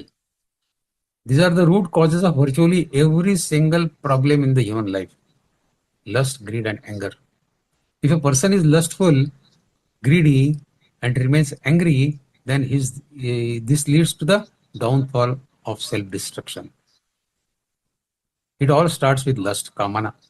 Lust leads to greediness, as you want more and more of something by any means. Finally, at some point, your lust turns into anger when you are not able to get that thing anymore. This destroys your peace of mind, which is synonymous to self-destruction, synonymous to the hell. So, lust, greed and anger actually disturb the balance of mind and our consciousness. These things block the spiritual path and therefore called gateways to the hell. So this was the fifth takeaway. Sixth takeaway is learn to tolerate. Nothing is permanent in this life. 14th sloka from second adhyaya. Matra sparshastu kaunteya shitoshna sukha dukkhadaha agama paino nityas tansti tikshasva bharata. Tikshasva, tolerate. Winter and summers are temporary in nature. Similarly, pain and pleasure are impermanent. Anitya. They will come, agama, and they will go. They are anitya. They are not permanent. So this is another thing. Tough times will come and they will go in our life. Learn to tolerate them without being affected by them. Don't get disturbed. Don't start jumping in joy when you get some ananda, when you get something favorable, and don't get into depression when you get something unfavorable. Matra sparshastha kaunteya shitoshna sukha dukkadaha agama payino nityas tamasti dakshasva bharata. Nothing is permanent in this world. The only thing that is constantly changing is the change itself. Change is a permanent thing. So do not worry. This is another lesson we get from Bhagavad Gita. Seventh takeaway is असंशयं महाबाहो मनोदुर्निग्रहेण चलम् अभ्यासेन तु कौन्तेय वैराग्येण च गृह्यते. In sixth adhyaya, Arjuna had asked a question. Chanchalamiman Krishna pramati balavadrunam tasyahan nigraham manne vayoriva sudushkaram. Arjuna's question was, how to catch hold of this mind? It is catching mind, making it sthir, placed into at one place, is like trying to catch the wind. Paramatma says, Asamshaya Mahabaho. What you say, Arjuna, is correct, perfectly correct. Mano durdegrahi chalam. Very difficult to control the mind. But Abhyas irudhu kaunteya vairagyanicha grihyate. With Abhyas, Abhyas means doing the same thing again and again. Practice. And Vairagya. Vairagya is not going to Himalaya, but getting detached from the material world. So Abhyas and Vairagya, these are the two things which can help us to bring our mind under control. It may appear Vayuriva Sudushkaram, but even that mind can be restrained with Abhyas and Vairagya. So this is a great teaching for us. When mind is scattering here and there, we have to follow this two-pronged strategy, Abhyas and Vairagya. Abhyas and Vairagya. Arjuna, what you say is true. The mind is indeed very difficult to restrain, but by practice and detachment, it can be controlled. So this is a great lesson for us. Then eighth takeaway is become stable like the ocean. Slok 70 from second adhyaya. Apuryaman machala pratishtam samudramapa pravishanti yadvat tadvat kamayam pravishanti sarve sashanti mapnoti nakama kami. Just as the ocean remains undisturbed by the continuous flow of waters from rivers merging into it. Rivers are constantly pouring water in the ocean, but it remains undisturbed. Likewise, the sage is unmoved despite the flow of desirable objects all around him. His senses are also catching sense objects in the world, but it remains undisturbed. He attains peace, and not the people who strive themselves to satisfy their desire. Na kama kami. Those who are kami, they can never get that peace of mind. See, the rivers merge into ocean 24/7. But the ocean remains stable without being disturbed by the continuous flow of water from the rivers. Just like waters of rivers, endless thoughts will come into your mind. We cannot stop it. Mind is mind. It is absolutely normal for mind to have innumerable thoughts. Nothing to worry about it. Bad thoughts also knock on our mind. Yes, it does.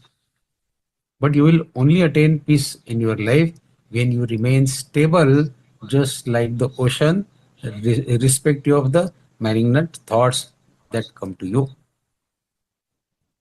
Reject thoughts that distract you from your goal. Discard temptations and desires that stop you from reaching your ultimate goal in life. So learn to choose. Learn to regulate your mind and senses and not the other way around. Do not let your mind and senses control your life. You control your mind and senses. Instead, take control of your mind and senses to work for you in your own hands. So this was the 8th takeaway. 9th takeaway, 7th sloka from 8th adhyaya. Tasmat sarveshu kaleshu mamanusvari vidyacho mayyarpitamano buddhir mame vaishyasya samshayam. This is a great sloka. I like this sloka very much. Because in one charan, mamanusvari vidyacha, Paramatma has given bhakti yoga and karma yoga. Mamanusvari is bhakti yoga. Remember me. While doing your kartavya karma, yuddha was kartavya karma for Arjuna. We don't do kartavya yuddha. But whatever kartavya karma prescribed duty we have, while performing those duties, Paramatma says, remember me. By doing this, we will be doing bhakti yoga and karma yoga both together. So therefore, always remember me and also do your duty of fighting the war, yuddhacha. With mind and intellect surrendered to me, you will definitely attain me. Mayyarpitamano buddhir mame vashyasya asamshayam. And there is no doubt about it. So this shloka gives us the principles of bhakti yoga and karma yoga as well. So this is a takeaway for us. And 10th shloka that we studied in the beginning of this session today was the 66th shloka of 18th adhyay. Sarvadharman parityajya mamekam sharanam raja aham tva sarva papebhyo mokshayishyami ma shuchaha. Abandon all varieties of dharmas and surrender to me alone. I shall liberate you from all your sinful reactions. Do not worry, do not fear. But as we discussed in the beginning, we need to understand what is dharma. So there are two types of dharma. One is material dharma, another is spiritual dharma. You can give up your material dharma if you are taking the refuge of spiritual dharma. So that is sarva dharman parityaja. You can give up your material dharma. So this is another great lesson for us. That for taking the shelter of spirituality, we can abandon our material dharma. We discussed the examples of Prahlad and also Lakshmana, who relinquished their material dharma and joined Paramatma. So this is the 10th takeaway for us. Sarva dharman parityajya mamekam charanam vraja ahantva sarva papebhyo mokshayishyami ma shuchaha. With this, we end today's sessions and the 18th adhyaya of Bhagavad Gita with a sincere request to all of you to read Gita every day. If you cannot read all 18 adhyayas, read 9 adhyayas. If not 9, read 6 adhyayas. If not 6, read 3 adhyayas. If not 3, read at least 1 adhyay. But daily have the habit of contemplation, manan chintan, on at least 1 shloka per day. 1 shloka. If 1 shloka takes time for you, you can take 1 shloka for 1 week, no problem. But this process of contemplation, manan chintan, has to be inculcated in our mind. That is the only way to learn Gita. Merely opening the book and reading da da da da da, that is not reading Gita. So with this request, I close today's session. Now the forum is open for all of you to raise your questions. Thank you so much for your listening. Jai Shri Krishna. Thank you so much, Vikas Bhaiya ji, for that wonderful vivation and explaining to us Bhagwan's word in such Yes. simple and relatable narration. And Bhaiya, the last part where you gave us the 10 key lessons of Bhagavad Gita and how we can continue on this path. Thank you so much for that. It is really a good karma that today we are blessed to have it, to come into the folds of Gita Pariwar, where our spiritual journey is so illumined with the light of wisdom. A quick reminder to all sadhaks about Gita Parivar's Maitri Milan Utsav that will be held at Vishakhapatnam on 1st June and at Vadodara on 14th June. Sadhaks are requested to join the Utsav at any of the location to meet senior members of the Parivar and like-minded fellow sadhaks. Also request all of you to share the link of joingita.com for the L1 classes that are going to start on 30th May, so that more and more people can come into the refuge of Gita Ma. We now request sadhaks to please raise their hands and, if possible, switch on their video cameras to ask questions to Vikas Bhaiya ji.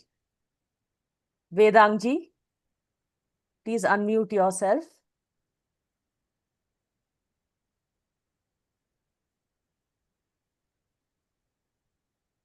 Rajendra Chauhan ji, can you please unmute yourself? Yeah, it was really a very wonderful session wherein you have extensively and beautifully covered the inner soul of all these slokas. In fact, I was thinking that you should keep speaking and we would keep listening to you for at least 1 or 2 more hours. But yeah, so it was very nice, wonderful session. In fact, Shlokas, I could have spoken for another 20 shlokas, but we don't have that much time. Ji Bhaiya. Bhaiji, I have a question. Yeah. It is more of confusion than a question itself, and it is about this 66th slok, 3rd and 4th charana. Aham tva sarva papebhyo mokshayishyami ma shuchaha. Bhaiji, so far as I understand this sloka, here the Lord is giving a promissory note to Arjuna that you come to me unconditionally and I will liberate you and I will absolve you of all the sins that you may incur in your life. So while taking a little pause on this point, there is also another story that when the war of Kurukshetra was over, in which large scale violence took place, and all the Kauravas who were, in other words, were brothers of Pandavas, when they all were killed, including their Guru Dronacharya, the Pandavas are said to have incurred fratricide and Brahmatya ka paap laga, Bhratra dosh paap laga unko. It is there is a story. And in order to get themselves to get absolved of this sin, fratricide, all the Pandavas went to Kedarnath in Himalayas. They did penance, they did tapasya, and ultimately Lord Shiva appeared. He gave them boon and he liberated them. He absolved them of all the sins, this fratricide and brahmatya. Now we are coming back to this soul, this 66 sloka. When the Lord had already given a promissory note that do not worry, you will not incur any son. Then why they were accused of this fratricide and brahmatya? What was the need to go to the Himalayas? And if the Lord Shiva had appeared before them, he would have already said them, don't worry, you have not incurred any fratricide or brahmatya, because there was a Lord himself in the battle of this Kurukshetra. You have not incurred anything. So this is somewhat of confusion, that on one side Lord is saying that you will not incur anything, you come to me, take refuge in me, and on the other hand they were accused of this fratricide and brahmatya. So could you please explain, Bhayaji? It is a Okay. confusion. I have tried to search myself, but I couldn't get the proper answer about this question. Okay, I will try to explain in the best possible way that I can. This is related to the first and some part of second adhyay, wherein Arjuna has expressed that we are going to commit a great sin by killing Dronacharya and Bhishmacharya. And that is what you are calling as Brahma Hatya. Isn't it? Killing the very learned people, the Guru's teachers, is a great sin. That is what Arjuna has been pleading with Krishna.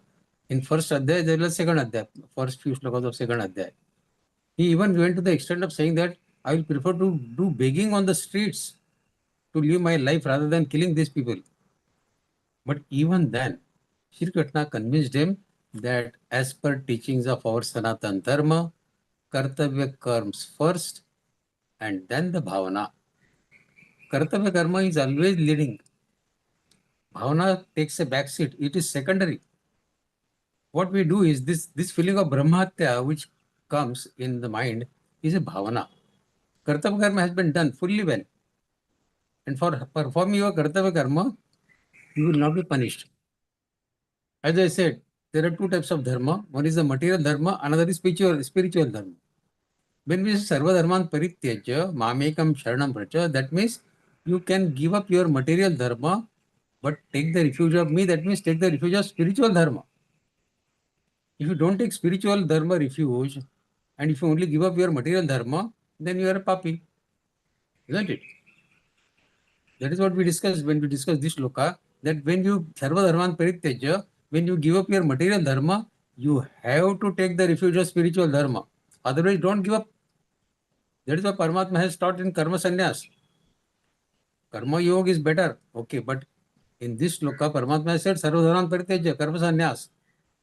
So this karma sannyas is only for qualified people. People who are qualified karma yogis, they only can think of doing karma sannyas. And karma sannyas does not mean that you follow only the principles of material dharma. You have to give up material dharma and follow the principles of spiritual dharma. So long as you are doing that, then Paramatma's guarantee promissory note, as you said, is valid.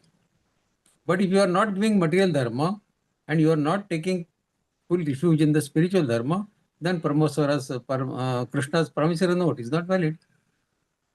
So it is our internal guilt that calls sometimes. Without doing any papa karma, we still feel guilty that I have done something bad, I have done something bad. When you keep repeating that in your mind, you go under depression.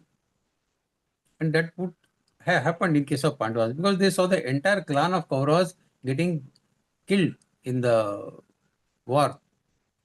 And Arjuna had already expressed in the first and second adhyaya that he doesn't want to see all these people getting killed. See, when Krishna mediation was taking place between Kaurava and Pandava, Krishna had gone to Kaurava saying that you don't give them half the kingdom. Okay, don't give. Give them 5 villages. With that, they can live peacefully. But Duryodhana refused that also. So Arjuna's grief was that just for 5 villages, I am killing all Kauravas. All my Dronacharya, Bhishmacharya, Krupacharya, this. So this was the grief that he was having.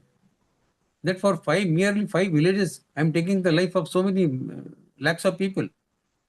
But if you want to establish dharma, there is no other way. There is no other way. People who have taken the wrong side, Bhishmacharya, Dronacharya, they were committed to take the side of Kauravas because they are committed to take the care of Hastinapur's throne. They were committed. So Bhishmacharya had said this, that I know I am on the wrong side, but I cannot change it. Because we are committed to protect the throne of Hastinapur under all circumstances. Now, in this case, we have to also remember that by taking the side of Kaurava, Bhishmacharya also proved one important point, that if a very noble person also takes the side of wrong people, even then the wrong people will be defeated. Adharma will be defeated by dharma, even if very strong people are siding the adharma. And this is the fact which Krishna wanted to establish, that whatever power Kauravas may have through Dronacharya, Bhishmacharya, Krupacharya, Duryodhana, all kings, they had around 60% more army than Pandavas. But even then, dharma will always take victory over adharma. And this fact has to be established come what may. And that is what was done. Now, this Brahmahatya feeling has come into the mind of Pandavas because they were also human beings like us. They were not gods, isn't it? So this thought coming into the mind of people like us is very normal process. But ultimately they also got liberated. Whether Shiva gave them liberation or Vishnu gave them liberation or Krishna gave them liberation, ultimately Paramatma is one only. If you learn Vishnu Sahasranam, Shiva is a name of Lord Vishnu also. Out of 1000 names of Lord Vishnu, Shiva is one name. So Shiva and Lord Vishnu are not two different entities. They are one only. It means only Paramatma. So Paramatma had promised them to give liberation, which he has given. They were thinking Brahmatya because of their own thinking. But liberation, what was promised by God, they did get that, isn't it? That way. Thank you, Bhaiya ji. Vijayasioni ji, if you can unmute yourself. Jai Shri Krishna Bhayaji. Yes, yes. Just now you told us the 10 takeaways. I was writing down. I think I didn't get the shlok number for 4 takeaway, 5 takeaway, and the 7th. I'm hoping to memorize these shlokas, so I wanted to know. Thank you, Bhayaji. Oh. I think You इसमें want to काम know the- क्रोध श्लोक you want to- chapter 3 and श्लोक number नहीं मालूम है. Okay, I will give you the shlok numbers of takeaways. You can note down once again if you want. Okay, ji. First takeaway was Karmanyavadikaraste, that we know all. That shlok you know, no? Karmanyavadikaraste Mahapaleshu Gudachana. That is shlok number 47 from second adhyay. Okay. Okay. Second takeaway was the shlok number 20 from second adhyay. Na jayate mriyate va kadachin nayam bhutva bhavitavana bhuya. That was second takeaway. Third takeaway was the third adhyay, 6th shloka. Karmendriyani sanyamya aste mansa smaran indirathan vimoodatma mithyachara suchite. This was the 6th shloka from third adhyay. Fourth takeaway was the 37th shlok from third adhyay. Kam esha krodesha rajoguna samadbhavaha mahashano mahapapma vidhyena mihvairinam. Fifth takeaway was the 21st shloka from 16th adhyay, which was Trividanaragasye dandvaranna ashanamatmanaha kamakrodastha lobastasmad dettattarayantijit. Sixth takeaway was again from second adhyay, 14th shloka. Matra sparshastu kaunteya shitoshna sukdukkadaha Agamapayino nityastam stitikshasva bharata. So tolerate. So that was the sixth takeaway.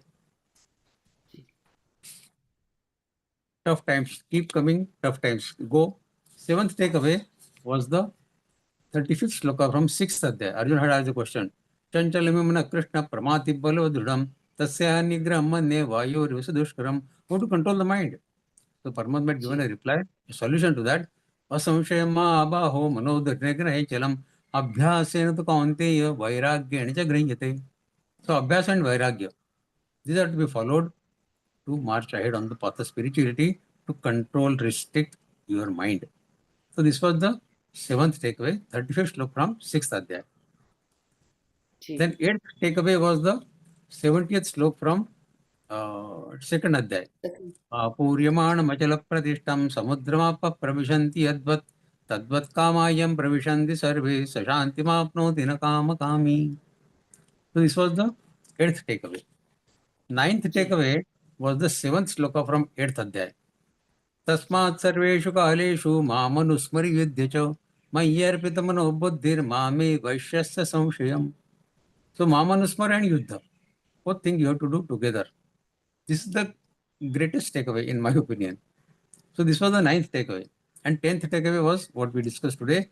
Sarvadharman parityajya mamekam sharanam braja ahantva sarvapapebhyo mokshayishyami ma shuchaha. So you can relinquish your material dharma provided you are taking refuge of spiritual dharma. But if I summarize all this thing in one takeaway of Bhagavad Gita, in one sentence, it will be: always say to yourself and act upon this thought that I will not fulfill every desire of mine. I will only fulfill those desires which are focused and going to help me in reaching my ultimate goal in life. Thank you. बहुत बहुत धन्यवाद भैया जी. This is $1 million lesson from Gita. Thank you. I hope to memorize all of them and say it every day. Thank you. Or understand the meaning as well. Yes. Thanks. Sarmaji. Namaskar.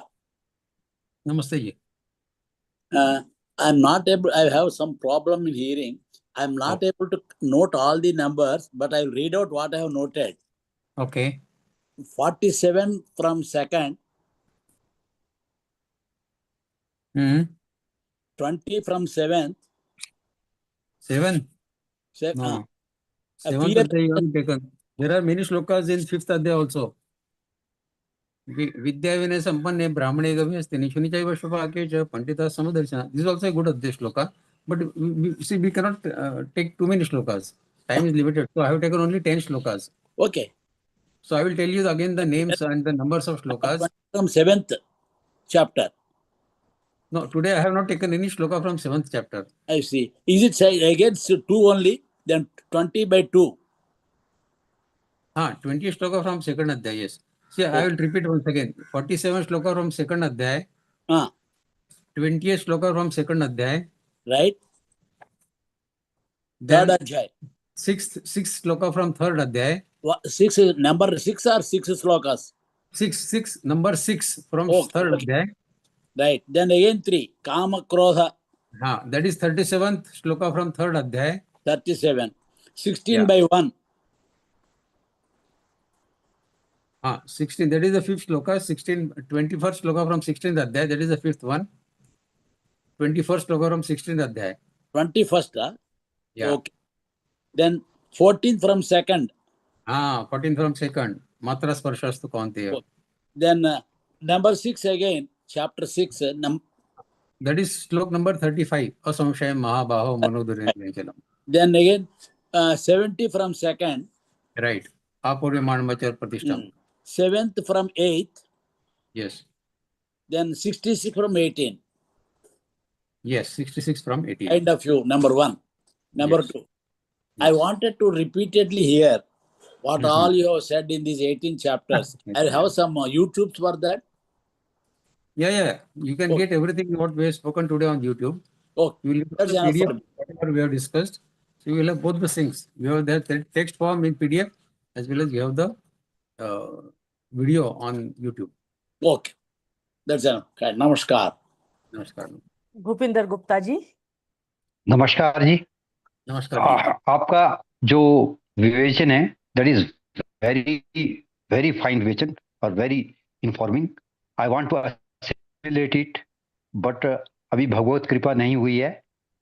तो मुझे आपने ये जो विवेचन है इसकी books लिखी हैं सर?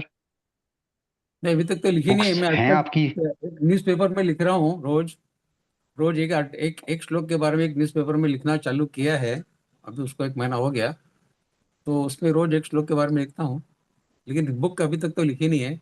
जब ये पूरे हो जाएंगे 700 ये श्लोक पेपर में लिखने के, न्यूज़पेपर में लिखने के, उसके बाद अच्छा, सोचेंगे किताब लिखने के बारे में, लेकिन अभी तक तो नहीं सोचा है। क्योंकि मैं आई वाज वेटिंग डिस्परेटली कि आपके द्वारा लिखी कोई बुक मिल जाती। जितना सिंपल और जितना बेस्ट आप समझा रहे हैं, तो इसको असेमिलेट करते हमें टाइम लगेगा, क्योंकि we don't have that much power of brain sir. नहीं है, सी इट तो डिपेंड्स बार बार डिपेंड ऑन इट। वैसे मेरे पास मेरे पास वो साधक संजीवनी लाया हूं मैं। अच्छा, वेरी साधक गुड। संजीवनी लाया हूं मैं। वो स्टार्ट के लिए बहुत अच्छी है, तो उससे चालू करना बहुत अच्छी मैं बात है। उसमें से अब हाँ जी, मैं उसमें से सिर्फ एक दिन में एक ही श्लोक, 1 या 2 श्लोक पढ़ रहा हूँ। हाँ, बढ़िया, सिर्फ अच्छा है, उससे वैसा ज्यादा नहीं, करना है। मैं जान के नहीं पढ़ता, ज्यादा जान जल्दी के नहीं नहीं पढ़ता। करना चाहिए। ये जल्दी में करने का काम है ही नहीं। हाँ जी, हाँ जी, हाँ जी। अच्छा सर, ये 47 सेकंड, 20 सेकंड, 6 थर्ड, 21 16, 14 सेकंड, 35 कहाँ से है सर? हाँ, 20 फ्रॉम ये सेकंड जो ओनली। 10 बताया थे आप। हाँ, तो सेकंड हाँ, 20 फ्रॉम सेकंड। सेकंड सेकंड अध्याय ओनली। देखिए, अभी नाउ हाँ इफ जी, everybody asking this or numbers it will take lot of time. तो आप देख लीजिए ना, यूट्यूब पे देख लीजिए, या फिर पीडीएफ जो मिल जाएगा उसमें देख लीजिए। People may have some other मैंने क्वेश्चंस मैंने 9 तो ऑल्सो। कर लिए, 9 कर लिए मैंने, 9 नंबर नोट कर लिए है सर। 2 एक बता दो आप। 35 हुआ। मैं I will read it out to you. 47 from second, 20 हाँ। From second, 6 from third, 21 from 16, 14 from second, 35 from which chapter? Six chapter नहीं लिखा इसका, सब third six six. Chapter. 17 from 17 from second chapter. 70 17 70 70 70। हाँ 17 हाँ हाँ। अच्छा 70 70 फ्रॉम हाँ सही। और 8 चैप्टर से 7 श्लोक फ्रॉम 8 चैप्टर। राइट। और 66 श्लोक फ्रॉम 18 चैप्टर। राइट। राइट। एक छूट गया सर, इसमें एक छूट गया, कोई एक छूट गया सर मेरा। ठीक। 6 श्लोका फ्रॉम थर्ड अध्याय एंड 37 श्लोका फ्रॉम थर्ड अध्याय, ये लिखा है क्या आपने? हाँ 37 श्लोक नहीं लिखा, थर्ड बस वो लिख लिया जी। 37 thank you from sir. Third अध्याय। हाँ, ठीक है। आप कौन से न्यूज़पेपर में लिख रहे हैं सर? एक सोलापुर से न्यूज़पेपर। कर्नाटका और ओ गोवा में पब्लिश होता है, सेपरेट होता है, तरुण भारत करके नाम है ओके। उस पेपर का। अच्छा उसमें मेरे रोज एक ओके। आर्टिकल आता है। हाँ, गीता परिवार के नाम से ही आता है, तो उसमें लिखने का काम चालू किया है अभी। I am at Shimla. तो ओके। अच्छा अच्छा। Okay, great. आई होप जल्दी आपकी कोई बुक छपेगी। Thank you sir, thank you very much sir, thank you sir. Thank you. Those of you who have a confusion about the shloka numbers which Bhaiya mentioned, this will be available in the PDF as well as in the YouTube video. Vijaya Ramesh ji. हाँ, जय श्री कृष्णा भैया दीदी। जय Shri sir Krishna. भैया जी, I have a doubt. That is Yeah. the 11 point shloka from 36 to 44 from 11th chapter are to be read daily. I heard this. Yeah. Can you tell me the reason, sir? See, the reason is Arjuna is asking to get pardoned by Shri Krishna, because Arjuna has used all sorts of words while talking to Shri Krishna.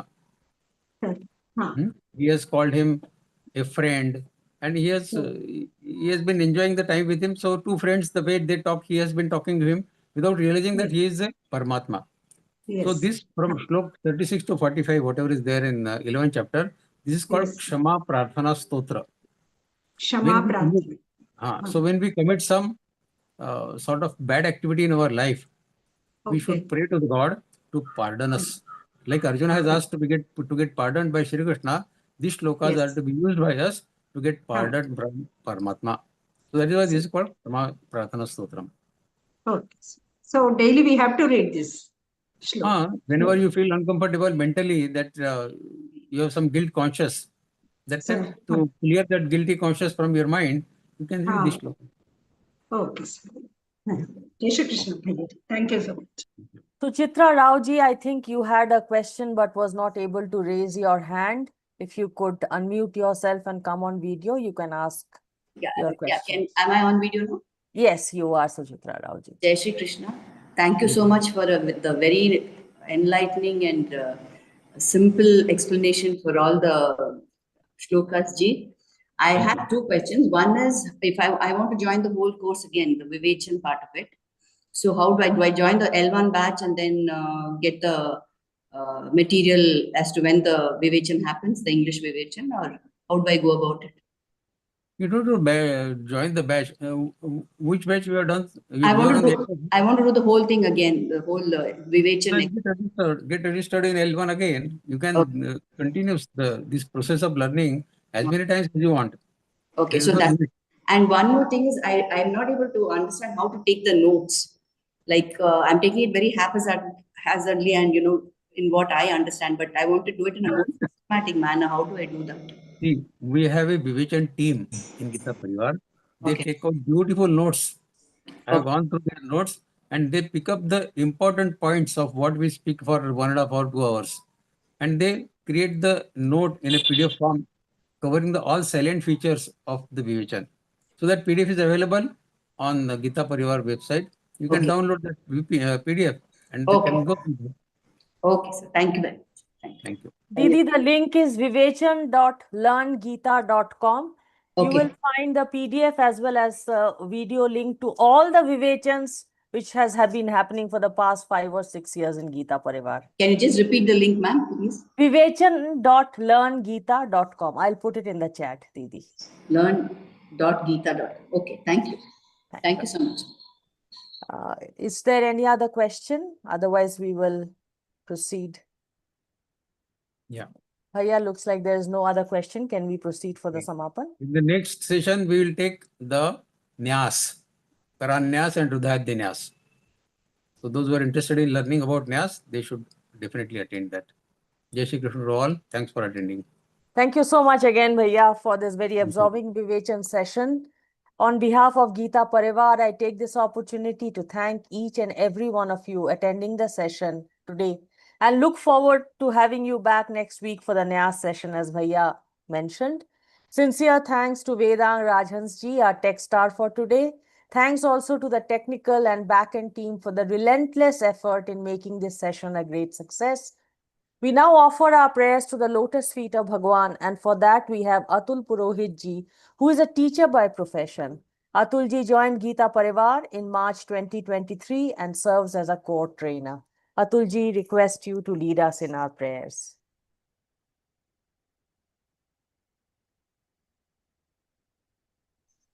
योगेशं सच्चिदानन्दं वासुदेवं व्रजप्रियं धर्मसंस्थापकं वीरं कृष्णं वन्दे जगद्गुरुं कृष्णं वन्दे जगद्गुरुम् ॐ श्रीकृष्णार्पणमस्तु. Thank you very much, Atul ji, for chanting the prayer on our behalf. We will now conclude the session with chanting of the Hanuman Chalisa and look forward to seeing you back next week. Jai Shri Krishna.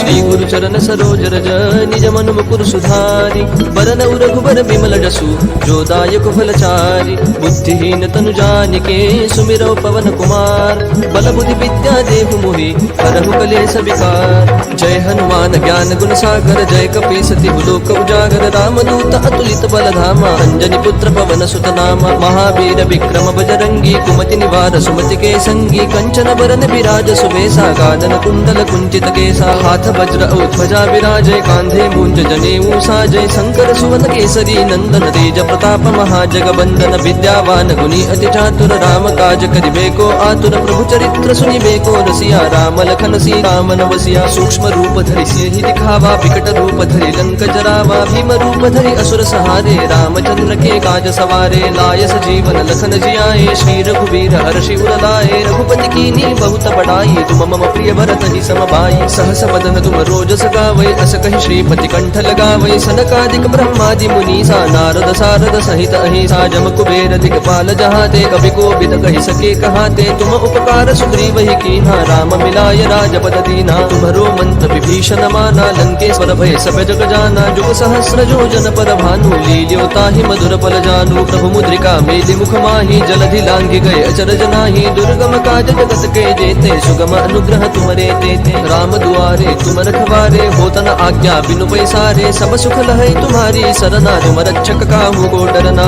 आपन तेज समारो आपै तीनों लोक हाकते कापै भूत पिशाच निकट नहीं आवै महावीर जब नाम सुनावै नासै रोग हरै सब पीरा जपत निरंतर हनुमत बीरा संकट ते हनुमान छुड़ावै मन क्रम वचन ध्यान जो लावै सब पर राम तपस्वी राजा जिनके काज सकल तुम साजा और मनोरथ जो कोई लावै सोई अमित जीवन फल पावै चारों जुग प्रताप तुम्हारा है प्रसिद्ध जगत उजियारा साधु संत के तुम रखवारे असुर निकंदन राम दुलारे अष्ट सिद्धि नो निधि के दाता असबर दीन जानकी माता राम रसायन तुम्हारे पासा सदा रहो रघुपति के दासा तुम्हारे भजन राम को पावै जन्म जन्म के दुख बिसरावै अंत काल रघुवर पुर जाई जहाँ जन्म हरि भक्त कहाई और देवता चित्तन धरई हनुमत से सर्व सुख करई संकट कटई मिटई सब पीरा जो सुमिरै हनुमत बल बीरा जय जय जय हनुमान गोसाई कृपा करहु गुरुदेव की नाई जो सत बार पाठ कर गोई छूट ही बंदी महासुख होई जो यह पढ़ हनुमान चालीसा होय सिद्धि साखी गौरी सा तुलसीदास सदा हरि चेरा की जय नाथ हृदय महडेरा पवन तनय संकट हरन